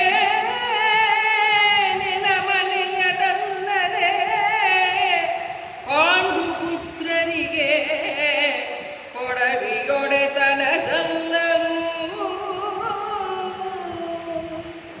ಅವರನ್ನು ನಡೆಸುವುದು ಕಾಲದಲ್ಲಿ ರಾಜ್ಯವ ಕೊಡುವುದಾವಂಗದ ನಿಮತವಲ್ಲ ಎಂದನಾಶ ಮುನಿ. ನೋಡೋ ದುರ್ಯೋಧನ, ನೀನು ನನಗೆ ಸೋದರದ ಅಳಿಯ ಅಂತ ನಿನ್ಮೇಲೆ ಒಂದು ಹುಡುಗಂದಷ್ಟು ತೂಕ ಪ್ರೀತಿ ಜಾಸ್ತಿ ಇದೆ ನನಗೆ. ಅದಕ್ಕೆ ಹೇಳ್ತೇನಪ್ಪ, ಈ ಪಾಂಡವರು ಹುಟ್ಟಿದ್ದ ಅಡವಿಯಲ್ಲಿ, ಕಾಡಿನಲ್ಲೇ ಹುಟ್ಟಿದ್ರು, ಬೆಳೆದದ್ದು ಅಲ್ಲೇ. ಇನ್ನವರ ಬಾಳಿಕೆಯ ಅಡವಿಯೇ ನೆಲಮನೆಯಲ್ಲದೆ, ಇನ್ನು ಹುಟ್ಟಿದ್ದಲ್ಲೇ ಬೆಳೆದದ್ದಲ್ಲೇ, ಇನ್ನವರ ಜೀವನವೂ ಅಲ್ಲೇ ನಡೆದು ಹೋಗ್ತದೆ. ಅಡವಿಯಲ್ಲೇ ಮಾಡಿ ಬದುಕಿ ಅಲ್ಲೇ ಕೊನೆ. ಈ ವೈಕುಂಠದಾಸರಿಂದ ಶ್ರೀ ವೈಷ್ಣವ ಸಂಪ್ರದಾಯವರು ಅವರು ಕೇಶವನಲ್ಲಿ ಮಹಾಭಕ್ತಿ ಅವರಿಗೆ. ಇವತ್ತು ಬೇಲಾಪುರಿ ಅಂತ ಬೇಲಾಪುರಿ ಅಂತ ಕರೆಯುವರು. ಅವರು ಪರಮಾತ್ಮನಲ್ಲಿ ಬಹಳ ಭಕ್ತಿ ಕೃಷ್ಣ ಕೇಶವನಲ್ಲಿ. ಅವ್ರ ಕಥೆಗಳ ಬಹಳ ಇದೆ. ಆದರೆ ಆಮೇಲೆ ಯಾವಾಗಲೂ ಒಂದು ಸಲ ಅವರಿಗೆ ಪರಮಾತ್ಮನ ಅನುಗ್ರಹಣ ಆಯಿತು. ಶ್ರೀರಂಗಕ್ಕೊಮ್ಮೆ ಹೋಗಬೇಕು, ಶ್ರೀರಂಗದ ಆ ಇವನನ್ನು ನೋಡಬೇಕು, ರಂಗಶಾಹಿಯನ್ನು ಅಂತ ಹೇಳಿ ಶೇಷಶಾಹಿ ದೇವರನ್ನು ಅಂತ ಸಾಮಾನ್ಯವಾಗಿ ಈ ಅಯ್ಯಂಗಾರಗಳಿಗೆ ಶ್ರೀ ವೈಷ್ಣವರಿಗೆ ಶ್ರೀರಂಗ ಅಂದರೆ ದೊಡ್ಡ ಕ್ಷೇತ್ರ. ನಮಗೆ ತಿರುಪತಿ ಇದ್ದಾಗ ಅವ್ರಿಗೂ ತಿರುಪತಿ ಶ್ರೀರಂಗ ನಮಗೂ ಹೋಗಬೇಕು ಅಂತ ಹೊರಟಿರ್ತಾರೆ. ಪಾಪ ಹೆಂಡತಿ ಮನೆಯಲ್ಲೇ ಇದ್ದಾರೆ. ಅದು ಒಳ್ಳೆ ಮಲೆನಾಡು, ಅದೇಲಾಪುರ ಬೇಲೂರು. ಮಧ್ಯಾಹ್ನ ಮನೆಯಿಂದ ಹೊರಟು ಊಟ ಗೀಟ ಎಲ್ಲ ಮುಗಿಸಿ ನಿಷ್ಠಾವಂತ ಬ್ರಾಹ್ಮಣ. ಆಮೇಲೆ ಅದೆಲ್ಲಿತ್ತೋ ಮೋಡ, ಅದೆಲ್ಲಿತ್ತೋ ಮಳೆ, ಏನು ಬಂದೋಯ್ತಂತೆ. ಈಗ ಇಲ್ಲಿ ಬಂದಾಗ ನಮ್ಮವರು ಹೇಳಿದ್ರು ಛತ್ರಿ ಬೇಡ ಅಜ್ಜಿ ಅಲ್ಲಿ ತಗೊಂಡೋಗ್ತೀವಿ ಅಂತ ಮಳೆ ಬರಲ್ಲ ಹಾಗೆ ಏನು ಹಳ್ಳ ಕೊಳ್ಳ ಎಲ್ಲ ತುಂಬಿ ಆ ಬೆಟ್ಟ ಗುಡ್ಡ ದಾರಿ. ಊರಿಂದ ಆಚೆ ಬಂದೇ ಇಲ್ಲ ಪಾಪ. ಏನು ಅವ್ರಿಗೆ ದಾರಿ ಎಲ್ಲ ಬಿಟ್ಟು ಹೋಯ್ತು. ಎಲ್ಲ ಕಡೆ ನೀರು ನಿಂತು ಮೇಲೆ ಹಳ್ಳ ಯಾವುದೋ, ಕೊಂಡ ಯಾವುದೋ, ದಾರಿ ಯಾವುದೋ, ಕಾಡು ಯಾವುದೋ ಏನು ಗೊತ್ತಾಗಲಿಲ್ಲ. ಸಾಯಂಕಾಲ ಹೋಯಿತು, ರಾತ್ರಿ ಆಗೋಯಿತು. ಏನು ಎದ್ದು ಬಿದ್ದು ಆ ನೀರಿನಲ್ಲಿ ಎಳೆದು ಇದು ಮಾಡಿ ಎಲ್ಲ ಮಾಡಿ ಅವರು ರಾತ್ರಿ ಕಳೆಯೋದೇ ಒಂದು ದೊಡ್ಡ ಸಮಸ್ಯೆ ಆಗೋದು. ಬೆಳಗಿನ ಜಾವ ಆಯಿತು. ಮನೆಗೆ ಹಾಗೋ ಹೀಗೋ ಇದು ಮಾಡಿಕೊಂಡು ಬಂದು ಅವತ್ತು ರಾತ್ರಿ ಕನಸಾಯ್ತು. ಅಲ್ಲೋ ನಾನಿಲ್ಲಿ ಇರೋದು ನಿನಗೇನು ಇದಿಲ್ಲ, ನಾನೇ ಅಲ್ವಾ ಆ ಶ್ರೀರಂಗದಲ್ಲಿರುವಂತಹ ಶೇಷಶಾಹಿ ನಾನೇ ಅಲ್ವಾ, ನನ್ನನ್ನು ಬಿಟ್ಬಿಟ್ಟು ಅಲ್ಲಿ ಹೋಗ್ತೇನೆ ಅಂದೆಯಲ್ಲ, ಇನ್ನು ಮೇಲೆ ಎಲ್ಲಾದರೂ ಹೋಗ್ತೇನೆ ಅಂದರೆ ನೀನು ನೋಡ್ಬೇಕು ಅಂತ ಪರಮಾತ್ಮ ಸೂಚನೆ ಕೊಡ್ತಾರೆ. ಪಾಪ ಅದೊಂದೇ ಜೀವಮಾನದಲ್ಲಿ ಅವರ ಆ ಕಾಲಕ್ಕೆ ಯಾತ್ರೆ ಅಂತ ಟೂರಿಸ್ಟು ಅದು ಏನಿರಲಿಲ್ಲ. ಪಾಪ ಕಾಲ್ನಡಿಗೆಯಲ್ಲಿ ಪ್ರಯಾಣ ತೀರ್ಥಯಾತ್ರೆ ಮಾಡ್ತಾ ಇದ್ದಾರೆ.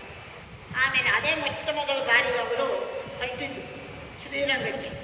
ಆಮೇಲೆ ಹೇಳಿದ್ರು, ಇಲ್ಲಪ್ಪ ಇನ್ನು ನಿನ್ನನ್ನು ಬಿಟ್ಬಿಟ್ಟು ನಿನ್ನ ಸೇವೆ ಬಿಟ್ಬಿಟ್ಟು ಇನ್ನು ನಾನೆಲ್ಲೂ ಹೋಗಲ್ಲ, ಇದೇ ತೀರ್ಥ, ಇದೇ ಕ್ಷೇತ್ರ, ಇದೇ ಇದು ಅಂತ ಹೇಳಿ ಎಲ್ಲೂ ಹೋಗಲಿಲ್ಲ. ಅಲ್ಲೇ ಹುಟ್ಟಿ ಅಲ್ಲೇ ಬೆಳೆದು ಅಲ್ಲೇ ಪ್ರಾಣತ್ಯಾಗ ಮಾಡಿದ್ರು ವೈಕುಂಠದಾಸ. ಅವರು ಪ್ರಾಣತ್ಯಾಗ ಮಾಡಿದ ಆ ಗಳಿಗೆಯಲ್ಲಿ ಕೇಶವನಿಗೆ ತುಂಬ ವಯಸ್ಸು 3 ವರ್ಷದ ಮೇಲೆ ಆಗ್ತಿರ್ತಾರೆ.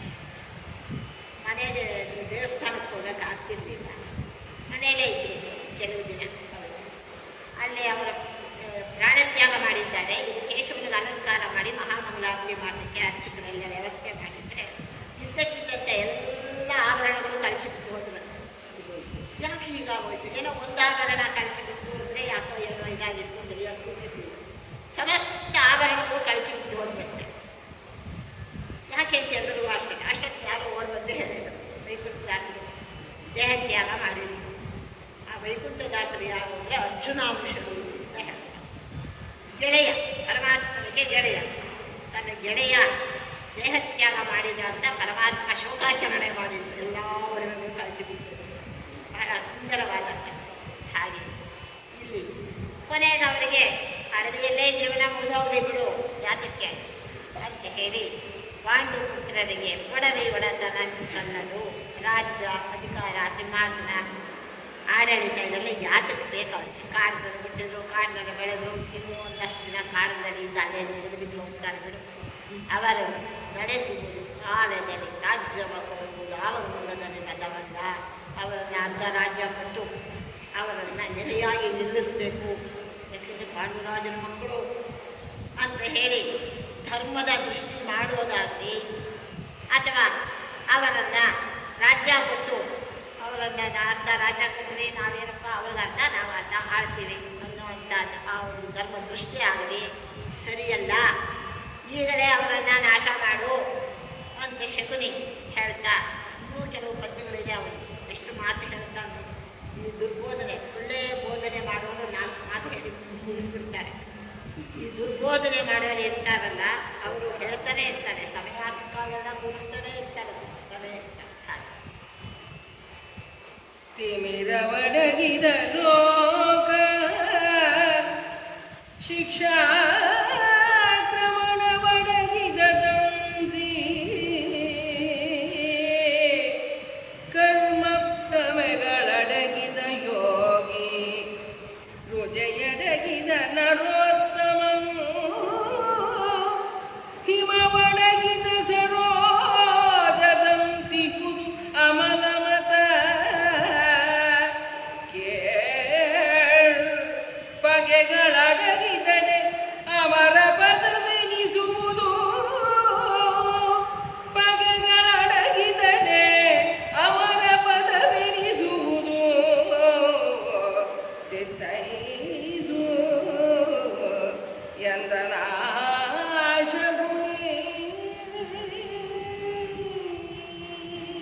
ತನ್ನ ಕೂಟನಿಗೆ ಫಲ ಕೊಡುವವರೆಗೂ ಶಕುನಿ ಬಿಡೋದೇ ಇಲ್ಲ. ದುರ್ಯೋಧನನನ್ನು ಹಿಡಿದು ಇದು ಮಾಡ್ತಾನೆ.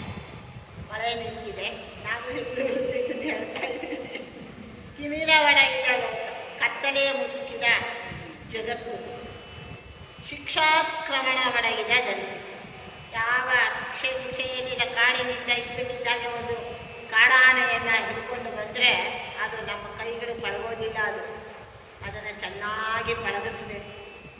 ಅದಕ್ಕೆ ಊಟ ಕೊಡದೆ ಒಂದಷ್ಟು ಇದು ಮಾಡಿ ಹೆಡ್ಡಾಗ ಹಾಕಿ ಇನ್ನಿಲ್ಲಪ್ಪ ಅಂತ ಹೇಳಿ ಸಲಾಮ್ ಹೊಡೆಯುವವರೆಗೂ ಅದನ್ನು ಪಳಗಿಸ್ಬೇಕಾಗ್ತದೆ. ಇಲ್ಲದೆ ಹೋದರೆ ಅದನ್ನು ಮಾತಾಡಿಸ್ಬೇಕಾಗ್ತದೆ. ಶಿಕ್ಷಾ ಕ್ರಮಣ ಒಡಗಿದ ದಂತಿ, ಕರ್ಮ ಭ್ರಮೆಗಳಡಗಿದ ಯೋಗಿ. ನಿಜವಾದ ಯೋಗಿಯೇ ಕರ್ಮದ ಭ್ರಮೆ. ಕರ್ಮಣ್ಯೇವಾಧಿಕಾರಸ್ಥೇನ ಮಾ ಫಲೇಶು ಕದಾಚನ. ಕರ್ಮದಲ್ಲಿ ಆಸಕ್ತಿ. ಕರ್ಮವನ್ನು ಮಾಡಿದರೆ ಫಲವನ್ನು ನಿರೀಕ್ಷೆ ಮಾಡೋದು. ಪರೀಕ್ಷೆ ಬರೆಯೋದು ಕರ್ಮ. ವಿದ್ಯಾರ್ಥಿಗಳು ಅದೊಂದು ಕರ್ಮ. ಆದರೆ ರಿಸಲ್ಟ್ ಬರುತ್ತಲ್ಲ, ಫಲ. ರಿಸಲ್ಟ್ ಬಗ್ಗೆ ಆಲೋಚನೆಯೇ ಮಾಡಿದೆ. ಪರೀಕ್ಷೆ ಓದಿದ್ದೀನಿ, ಬರೀತೀನಪ್ಪ, ಅದು ಏನಾಗುತ್ತಾ ಅದೊಂಥರ ಯೋಗ, ಯೋಗಿಯೋಗ.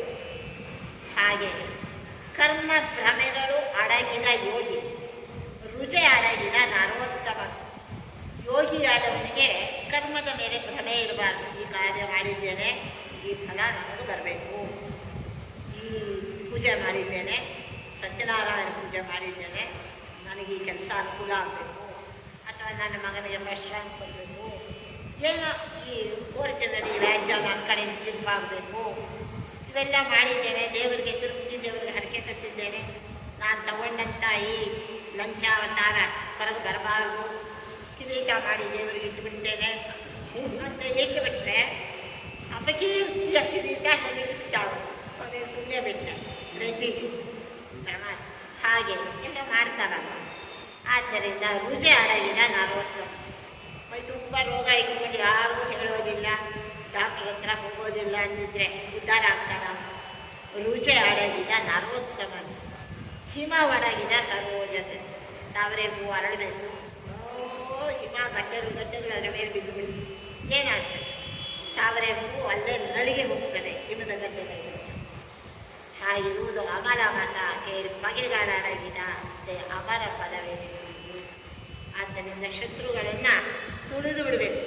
ಹಾಗೆ ಇಲ್ಲದೆ ಹೋದ ಪಕ್ಷದಲ್ಲಿ ಆ ಅಮರ ಪದವೇ ಶಾಶ್ವತ ಆಗಿಬಿಡ್ತದೆ. ಸ್ವರ್ಗಲೋಕವೇ ಅವರಿಗೆ ಇದಾಗಿಬಿಡ್ತದೆ. ಈ ಎರಡು ಥರ ಅರ್ಥ. ತಿಮಿರ ಒಡಗಿದ ಲೋಕ, ಕತ್ತಲೆ ಎಲ್ಲ ಹೋಯಿತು, ಸೂರ್ಯೋದಯ ಆಯಿತು, ಒಳ್ಳೆಯ ಲೋಕಕ್ಕೆ ಜಗತ್ತಿನಲ್ಲಿ ಬೆಳಕು ಬಂತು.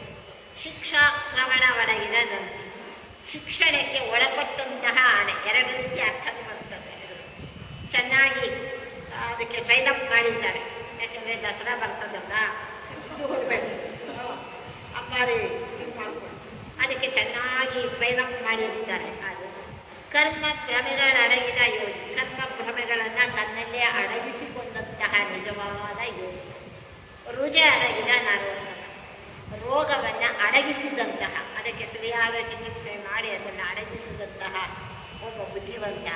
ಹಿಮ ಒಡಗಿದ ಸರೋಜದ, ತಾವರೆ ಹೂವಿನ ಮೇಲೆ ಹಿಮ, ಸೂರ್ಯಕಿರಣಗಳು ಬಿತ್ತು ಅಂದರೆ ಹಿಮ ಎಲ್ಲ ಕರಗಿ ಹೋಗ್ತದೆ.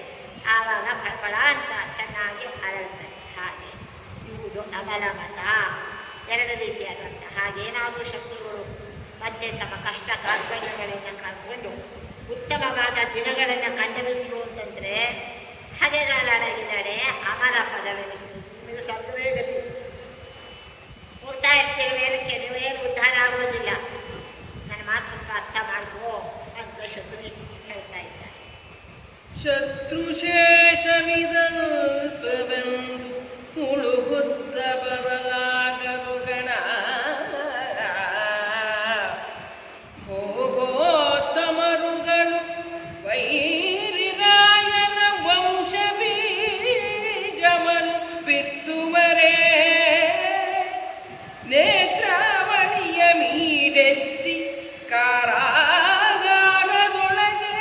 ಕಳತ್ರ ಸಹಿತ ಅನಶನದಲ್ಲಿ ಅಧಿಕ ವ್ರತವ ಮಾಡೆಂದ.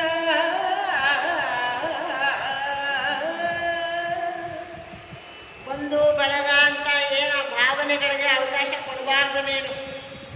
ಯಾಕೆಂದ್ರೆ ಅರ್ಜುನ ಹಾಗೆ ಅಲ್ವಾ ಕೊಟ್ಟದ್ದು. ಧರ್ಮಕ್ಷೇತ್ರೇ ಕುರುಕ್ಷೇತ್ರೇ ಸಮವೇತ ಉತ್ಸವ ಶುರುವಾಯಿತು. ಏನು ವಿಷಾದ ಅವನಿಗೆ. ಯಾಕೆಂದರೆ ಭಾವಂದರು, ಮೈದಂದರು, ಅಣ್ಣಂದರು, ತಮ್ಮಂದರು, ಮಾವಂದರು, ತಾತಂದರು ಎಲ್ಲ ಇದ್ದಾರೆ. ಭಾವ ಮೈದುನನ ಅಣ್ಣ ತಮ್ಮನು, ಮಾವ ಅಳಿಯ ಪುತ್ರ ಮಿತ್ರರು ಸೇವಕರು ಸಜ್ಜನರು ಸುಜನರು ಸತ್ಯವಿದರೆಂದು ಭಾವಿಸದಿರು. ಏನ್ಯಾಪಿ ಪಕ್ಷ ಮಾಡಬೇಕು.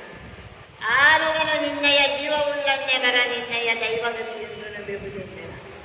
ಅವರೆಲ್ಲ ನೆನಪು ಕಾಪಾಡ್ತಾರೆ, ನಿನಗೆ ಒಳ್ಳೆಯವರಾಗಿರ್ತಾರೆ. ಅದೆಲ್ಲ ಸುಳ್ಳು ಮಾತು ಅಂತಾನೆ. ಜೀವ ಇರೋವರೆಗೂ ನಿನ್ನ ಸತ್ವ ನಿನಗಿರ್ಬೇಕು. ಶತ್ರು ಶೇಷವಿದ ಅಲ್ಪವೆಂದುಳು ಉತ್ತ ಬರಲಾಗದು. ಎಲ್ಲೋ ಚಂದ್ರಹಾಸನ ಕಥೆ ಕೇಳ್ತೇವೆ. ಚಂದ್ರಹಾಸನ ತಂದೆ ಯುದ್ಧದಲ್ಲಿ ಸತ್ತು ಹೋದ. ತಾಯಿ ಸಹಗಮನ ಮಾಡಬೇಕು. ಅನಾಥವಾದ ಬಾಲಕ ಪಾಪ ಇನ್ನು ಹುಟ್ಟಿದ ಕೆಲವೇ ದಿನಗಳಾಗಿದೆ. ಆ ಮಗುವನ್ನು ಆ ದಾದಿ ತಗೊಂಡು ಹೋಗಿ ಅದನ್ನು ಕಾಪಾಡಿದ್ರು. ಅವನು ನೋಡಿದ, ಯಾವನೋ ಒಬ್ಬ ಮಗು ಅದನ್ನು ಕೊಂದು ಬಿಡ್ರಿ ಅಂತ ಹೇಳಿ ಏನೋ ಮಾಡಿದ ಚಂದ್ರಹಾಸನ ಮಾತ್ರನೇ ಸುಮ್ಮನಾಗ್ತದೆ. ಆದರೆ ಅದೇ ಚಂದ್ರಹಾಸ ಮುಂದೆ ಕುಂತಳ ದೇಶದ ಅಧಿಪತಿಯಾದ ಶತ್ರುಗಳನ್ನು ಕಾಲಿನಿಂದ ತುಳಿದ. ಆದ್ದರಿಂದ ಶತ್ರು ಶೇಷ ಎಲ್ಲೋ ಮುಳ್ಳೆಲ್ಲ ತೆಗೆದುಬಿಟ್ಟಿದ್ದಾರೆ. ಇನ್ನೂ ಒಂಚೂರು ಮುಳ್ಳು ಒಳಗಡೆನೇ ಇದೆ, ಬರಲಿಲ್ಲ. ಒಳಗಡೆನೆ ಬಾಧೆ ಕೊಡ್ತದೆ ಅಂದರೆ ಸಿಗು ಹಾಕ್ತದೆ, ಕಾಲಿನಲ್ಲಿ ಮುಳ್ಳು ವಿಷ ಆಗ್ತದೆ, ಸೆಪ್ಟಿಕ್ ಆಗ್ತದೆ, ಕಾಲು ಊದ್ಕೊಳ್ತದೆ, ಕೊನೆಗೆ ಆಪರೇಷನ್ ಮಾಡಿ ತೆಗೆಯುವಂಥ ಪರಿಸ್ಥಿತಿ ಬರ್ತದೆ. ಶತ್ರು ಶೇಷವಿದು ಅಲ್ಪವೆಂದು ಉಡುಗುತ್ತ ಬರಲಾಗದು. ಮಕ್ಕಳೇ ಏನು ಮಾಡ್ತಾ ಇದ್ದಾರೆ ಅಂತಿಗೆ ಮುಂದೆ ಅವೇ ಬರ್ತಾಳೆ, ಕೋರ್ಟಿಗೆ ಹೋಗ್ತಾ ದೊಡ್ಡವರಾಗಿ. ಅದು ಭೂಪೋತ್ತಮರುಗಳು ವೈರಿರಾಯರ ವಂಶ ಬೀಜವನ್ನು ಬಿತ್ತುವರೆ. ವೈರಿಗಳ ವಂಶ ಬೀಜ ಎಲ್ಲೋ ಒಂದು ಮಗು ಪರೀಕ್ಷಿತ್ತು. ಅವನೊಬ್ಬಳನ್ನು ಕೊಂದುಬಿಡಬೇಕು ಅಂತ ಅಶ್ವತ್ಥಾಮಾಚಾರ್ಯರು ಬ್ರಹ್ಮಾಸ್ತ್ರವನ್ನು ಬಿಟ್ಟು. ಯಾಕೆ ಅಂದರೆ ಪಾಂಡವರ ವಂಶ ನಿರ್ವಂಶ ಆಗಬೇಕು ಅಂತ ಒಬ್ಬ ಪರೀಕ್ಷಿತ್ತು ಉಳ್ಕೊಂಡ. ಆ ಪರೀಕ್ಷಿತ್ತಿಂದ ಜನಮೇಜಯ ಅವನ ಮುಂದೆ ಲಕ್ಷ್ಮೀ ಬೇಕಾದಂಥ ವಂಶಾವಳಿ ಬೆಳೆದವರು. ಇವತ್ತಿಗೂ ಕೂಡ ಅದೇ ಪರೀಕ್ಷಿತ ರಾಜನ ಕಾರಣದಿಂದ ಶ್ರೀಮದ್ ಭಾಗವತವನ್ನೇ ನಾವುಗಳು ಪಾರಾಯಣ ಮಾಡ್ತೇವೆ, ಶ್ರವಣ ಮಾಡ್ತೇವೆ, ಪರಮಾತ್ಮನಲ್ಲಿ ಭಕ್ತಿ ಮಾಡ್ತೇವೆ. ಎಷ್ಟು ಜನ ಮೋಕ್ಷಕ್ಕೆ ಹೋಗಿಲ್ಲ. 7 ದಿನದ ಕಥೆಯ ಕೇಳಿ ಏಳಿರೋ ವೈಕುಂಠಕ್ಕೆ ಹೇಳ್ತಾರೆ ಹರಿದಾಸ. 7 ದಿನದ ಕಥೆ ಭಾಗವತ ಸಪ್ತಾಹವನ್ನು ಕೇಳಿ ಭಕ್ತಿಯಿಂದ ವೈಕುಂಠವನ್ನು ಪಡೆದವರು ಎಷ್ಟೋ ಮಂದಿ ಆಗಿ ಹೋಗಿದ್ದಾರೆ. 7 ದಿನದ ಕಥೆಯ ಕೇಳಿ ಏಳಿರೋ ವೈಕುಂಠಕ್ಕೆ ಅಂತ ಒಬ್ಬ ಪರೀಕ್ಷಿತು ಉಳ್ಕೊಂಡಂದ್ರಿಂದ ಆ ಉತ್ತರಾಗರ್ಭದಲ್ಲಿ ಇವತ್ತಿಗೂ ಕೂಡ ಅವರ ಹೆಸರು ಅಜರಾಮರವಾಗಿ ಉಳಿದಿದೆ. ಆದ್ದರಿಂದ ವೈರಿರಾಯನ ವಂಶ ಬೀಜವನ್ನು ಭೂಪೋತ್ತಮರುಗಳು ಬಿತ್ತುವರೆ. ಮಗು ಅಂತ ಎಲ್ಲಾದರೂ ಬಿಡ್ತಾರ? ಖಂಡಿತ ಬಿಡಬಾರದು. ನೇತ್ರಾವಳಿಯ ಮೀಟೆತ್ತಿ ಕಾರಾಗಾರದೊಳಗೆ ಕಳತ್ರ ಸಹಿತ ಅನಶನಾಗಲಿ ಅಧಿಕ ವ್ರತವ ಮಾಡೆಂದ. ಆದ್ದರಿಂದ ಹಾಗೇನಾದರೂ ಕೂಡ ಇತ್ತು ಅಂತಾದರೆ ಇದು ಶಕುನಿಯ ಜೀವನದ ಒಂದು ಘಟನೆ ಕೊಡ್ತಾನೆ. ಸೆರೆಮನೆಯಲ್ಲಿ ಮೀಟೆತ್ತಿ, ನೇತ್ರಾವಳಿಯ ಮೀಟೆತ್ತಿ ಕಾರಾಗಾರದೊಳಗೆ ಕಳತ್ರ ಸಹಿತ ಅನಶನದಲ್ಲಿ ಅಧಿಕ ವ್ರತವ ಮಾಡಿ. ಆ ಶತ್ರು ಶೇಷವನ್ನೇನಾದರೂ ಉಳಿಸಿದ್ದೀರಿ ಅಂತಾದರೆ ನಿನ್ನ ಗತಿ ಏನಾಗ್ತದೆ ಅಂದರೆ ಕೊನೆಗೆ ಸೆರೆಮನೆಯಲ್ಲಿ ನಿನ್ನ ಪುತ್ರ ಕಳತ್ರ ಸಹಿತ ಹೆಂಡತಿ ಮಕ್ಕಳ ಸಹಿತವಾಗಿ ನೀನು ಅನಶನ ವ್ರತ ಉಪವಾಸ ಬಿದ್ದು ಸಾಯಬೇಕಾಗ್ತದೆ. ಅವನು ನಿಂತಿದ್ದಲ್ಲಿ ಅಶಕ್ತಿ ಹೇಳ್ತಾರೆ. ಹಾಗಿರ್ತಾನೆ ಶತ್ರು ಶೇಷವನ್ನು ಉಳಿಸಬಾರದು. ಅದಕ್ಕೆ ಶತ್ರು ಇಷ್ಟು ಪ್ರಯತ್ನ ಮಾಡ್ತಾ ಇದ್ರು. ಯಾಕೆ ಅಂದರೆ ದುರ್ಯೋಧನಾದಿಗಳು ಅವನಿಗೆ ಶತ್ರುಗಳಾಗಿಬಿಟ್ಟಿದ್ದಾರೆ. ಅವರನ್ನು ಶಕ್ತಿಯಿಂದ ಗೆಲ್ಲಲಿಕ್ಕೆ ಆಗ್ತಾ ಇಲ್ಲ. ಒಬ್ಬ ಶತ್ರು ಏನು ಮಾಡ್ತಾನೆ?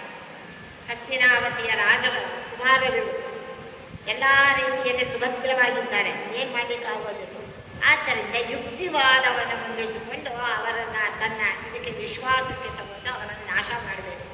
ಕೊನೆಯಲ್ಲಂತ ಹೇಳ್ತಾನೆ ಶಕ್ತಿ ಎಲ್ಲ ಮುಗಿದೋಯ್ತು. ಗಾಂಧಾರಿಯನ್ನು ಕರ್ಕೊಂಡು ಕೃಷ್ಣ ಇದನ್ನು ಕುರುಕ್ಷೇತ್ರದ ಯುದ್ಧರಂಗವನ್ನು ತೋರಿಸ್ತೇನೆ ಬಾಮ್ಮ. ಕಣ್ಣಿಲ್ಲಲ್ಲಪ್ಪ, ಏನು ನೋಡೋದು ನಾನು? ಕಣ್ಣು ಕಟ್ಟಿ ಇವಾಗಾದರೂ ಬಿಚ್ಚು. ಇಂಥ ಕಡ್ಡಿ ಕೆಲಸ ಮಾಡಿಬಿಟ್ಟಿವಿ. ಅಲ್ಲ, ನಿನ್ನನ್ನು ಮದುವೆ ಆಗತಕ್ಕಂಥ ಭಾವೀಪತಿಗೆ ಕಣ್ಣಿಲ್ಲ ಅಂತ ಬಟ್ಟೆ ತೆಗೆದು ಕಣ್ಣು ಕಟ್ಟಿಕೊಂಡು ಕೂಡಿ ಆಗಲ್ಲ. ಏನು ಮಾಡಬೇಕಾಗಿತ್ತು ನೀನು ಗೊತ್ತಾ? ನನ್ನ ಗಂಡನಿಗಂತೂ ಕಣ್ಣಿಲ್ಲ, ನಾನು ಅವನ ಕಣ್ಣಾಗಿರ್ತೇನೆ ಅಂತ ಹೇಳಿ ಅವನನ್ನು ಮುನ್ನಡೆಸಬೇಕಾಗಿತ್ತು. ಕಣ್ಣಾರೆ ನೋಡಬೇಕಾಗಿತ್ತು ಜಗತ್ತು ಏನಿದೆ ಅಂತ. ಧರ್ಮ ಯಾವುದು, ಅಧರ್ಮ ಯಾವುದು, ಮೋಸ ಯಾವುದು, ವಂಚನೆ ಯಾವುದು, ಸತ್ಯ ಯಾವುದು, ಸುಳ್ಳು ಯಾವುದು, ಕಣ್ಣು ತುಂಬ ನೋಡಬೇಕಾಗಿತ್ತು. ನಿನ್ನ ಗಂಡನಿಗೆ ನೀನು ಹೇಳಿ ಸರಿಯಾದ ಮಾರ್ಗದಲ್ಲಿ ಕರ್ಕೊಂಡು ಹೋಗಬೇಕಾಗಿತ್ತು. ಅದು ಬಿಟ್ಟುಬಿಟ್ಟು ನೀನೂ ಕಣ್ಣಿಗೆ ಬಟ್ಟೆ ಕಟ್ಟಿಕೊಂಡು ಕುರುಡಿ ಆಗಿಬಿಟ್ಟಿಯಲ್ಲ, ಈಗಾಗಲೂ ನೀನು ಕಟ್ಟು ಬಿಚ್ಚು ಅಂತ ನೋಡು ಏನಾಗಿದೆ ಈ ರಣರಂಗದಲ್ಲಿ ಬಾ ತೋರಿಸ್ತೇನೆ. ಕೃಷ್ಣ ಕೈ ಹಿಡಿದು ಕರ್ಕೊಂಡು ಹೋಗ್ತಿದ್ದೆ ಗಾಂಧಾರಿ. ಒಬ್ಬೊಬ್ಬರ ನಡೆಯಿಲ್ಲ. ಒಟ್ಟ ಬಂದು ಬಹಳ ದುಃಖ ಆಯಿತು ದುರ್ಯೋಧನ. ಕಾರಣ ದುಶಾಸನ, ಆಮೇಲೆ ದುಶಾಸನನ ಮಗ ಲಕ್ಷಣ, ಅವನು ಎಲ್ಲ ಶಕುನಿ ಇದ್ದ ಕಡೆ ಬಂದು, ಅಯ್ಯೋ ಶಕುನಿ ನೀನೊಬ್ಬ ಇದ್ದೆ, ನೀನು ಹೋಗ್ಬಿಟ್ಟಿಯ. ಆವಾಗ ಈ ಶಕುನಿಯಿಂದಲೇ ಇಷ್ಟೆಲ್ಲ ನಡೆದದ್ದು ಅಂತ ಹೇಳಿ ನಾನು ಎಬ್ಬಿಸ್ತೇನೆ ಅವನನ್ನು. ಎಷ್ಟೋ ದಿನ ಆಗಿಬಿಟ್ಟಿದೆ ಸತ್ತವನು. ನಾನು ಅವನನ್ನು ಎಬ್ಬಿಸ್ತೇನೆ, ಮಾತಾಡೋನ ಜೊತೆ ಅಂತ. ಶಕುನಿಗೆ ಜೀವ ಕೊಟ್ಟ ಭಗವಾನ್. ಆ ಪ್ರೇತದಿಂದ ಆ ಜೀವ ಎದ್ದು ಮಾತಾಡ್ತಾ ಇದ್ದ. ಗಾಂಧಾರಿ ಕೇಳಿದ್ರು, ತಮ್ಮ ಅಂತ. ಎಲ್ಲಿಯೇ ತಮ್ಮ ಅಂತ. ಗಾಂಧಾರಿ ದೇವಿ, ನಾನೇ ಇಷ್ಟೆಲ್ಲ ಮಾಡಿದ್ದು. ಯಾಕಪ್ಪ ನನ್ನ ಮೇಲಂತ ದ್ವೇಷ ನಿನಗೆ? ನಿನ್ನ ಮಗ ಮಾಡಿದ್ದು ಗೊತ್ತಿಲ್ಲ ನೀನು ಕಣ್ಣು ಕಟ್ಕೊಂಡು ಕೂತಿದ್ಯಲ್ಲ. ನಿನ್ನ ಮಗ ಮಾಡಿದ ದುರಂತಗಳನ್ನು ನೀನು ಕಣ್ಣಾರೆ ನೋಡಿದ್ದಿದ್ರೆ ಈಗ ಸ್ಥಿತಿ ಬರ್ತಾ ಇತ್ತು. ನಮ್ಮನ್ನೇ ಸಮೂಲವಾಗಿ ನಾಶ ಮಾಡಿದ್ದು ಅಂತ ನಾನೊಬ್ಬ ಉಳ್ಕೊಂಡೆ ನೋಡು. ನಾನಿವತ್ತು ನಿಮ್ಮನ್ನೆಲ್ಲ ನಿರ್ನಾಮ ಮಾಡಲಿಕ್ಕೆ ನಿನ್ನ ಮನೆ ಸೇರಿಕೊಂಡೆ ಎಲ್ಲ ಕಥೆ ಹೇಳ್ತಾನೆ. ಆಮೇಲೆ ಕೃಷ್ಣ ಆಯಿತು ಮಲ್ಕೊಂಡು ನೀನು ಹೇಳಿದ್ದಾಯ್ತಲ್ಲ, ನಾನು ಹೇಳಿದ್ರೆ ನಂಬಿದ್ದೋ ಇಲ್ಲೋಗ ಅಂತಾನೆ, ನೀನೇ ಹೇಳಿದೆಯಲ್ಲ ಕಳ್ಕೋ ಇಲ್ಲ ಅಂತ. ಆಮೇಲೆ ಪ್ರಾಣ ವಾಪಸ್ ತಗೊಳ್ತಾನೆ ಅಂತ ಕಥೆ ಬರ್ತದೆ. ಆದ್ದರಿಂದ ಶಕುನಿ ಇದನ್ನೆಲ್ಲ ಹೇಳ್ತಾನೆ. ಹೀಗೆ ಅನೇಕವಾದ ದುರ್ಬೋಧನೆಗಳನ್ನು ಮಾಡಿ, ಮೊದಲೇ ದುಷ್ಟವಾದ ಮನಸ್ಸು, ಅದರ ಮೇಲೆ ಇಂಥ ದುರ್ಬೋಧನೆಗಳಿಂದ ಅವನನ್ನು ತುಂಬಿಸಿ ಮುಂದಿನ ಮಹಾ ದುರಂತಕ್ಕೆ ಕಾರಣಭೂತನ ಅಂತಾನೆ ಶಕುನಿ ಅನ್ನೋದನ್ನು ಇನ್ನೊಂದು ಎರಡು ಪದ್ಯ ಇದೆ.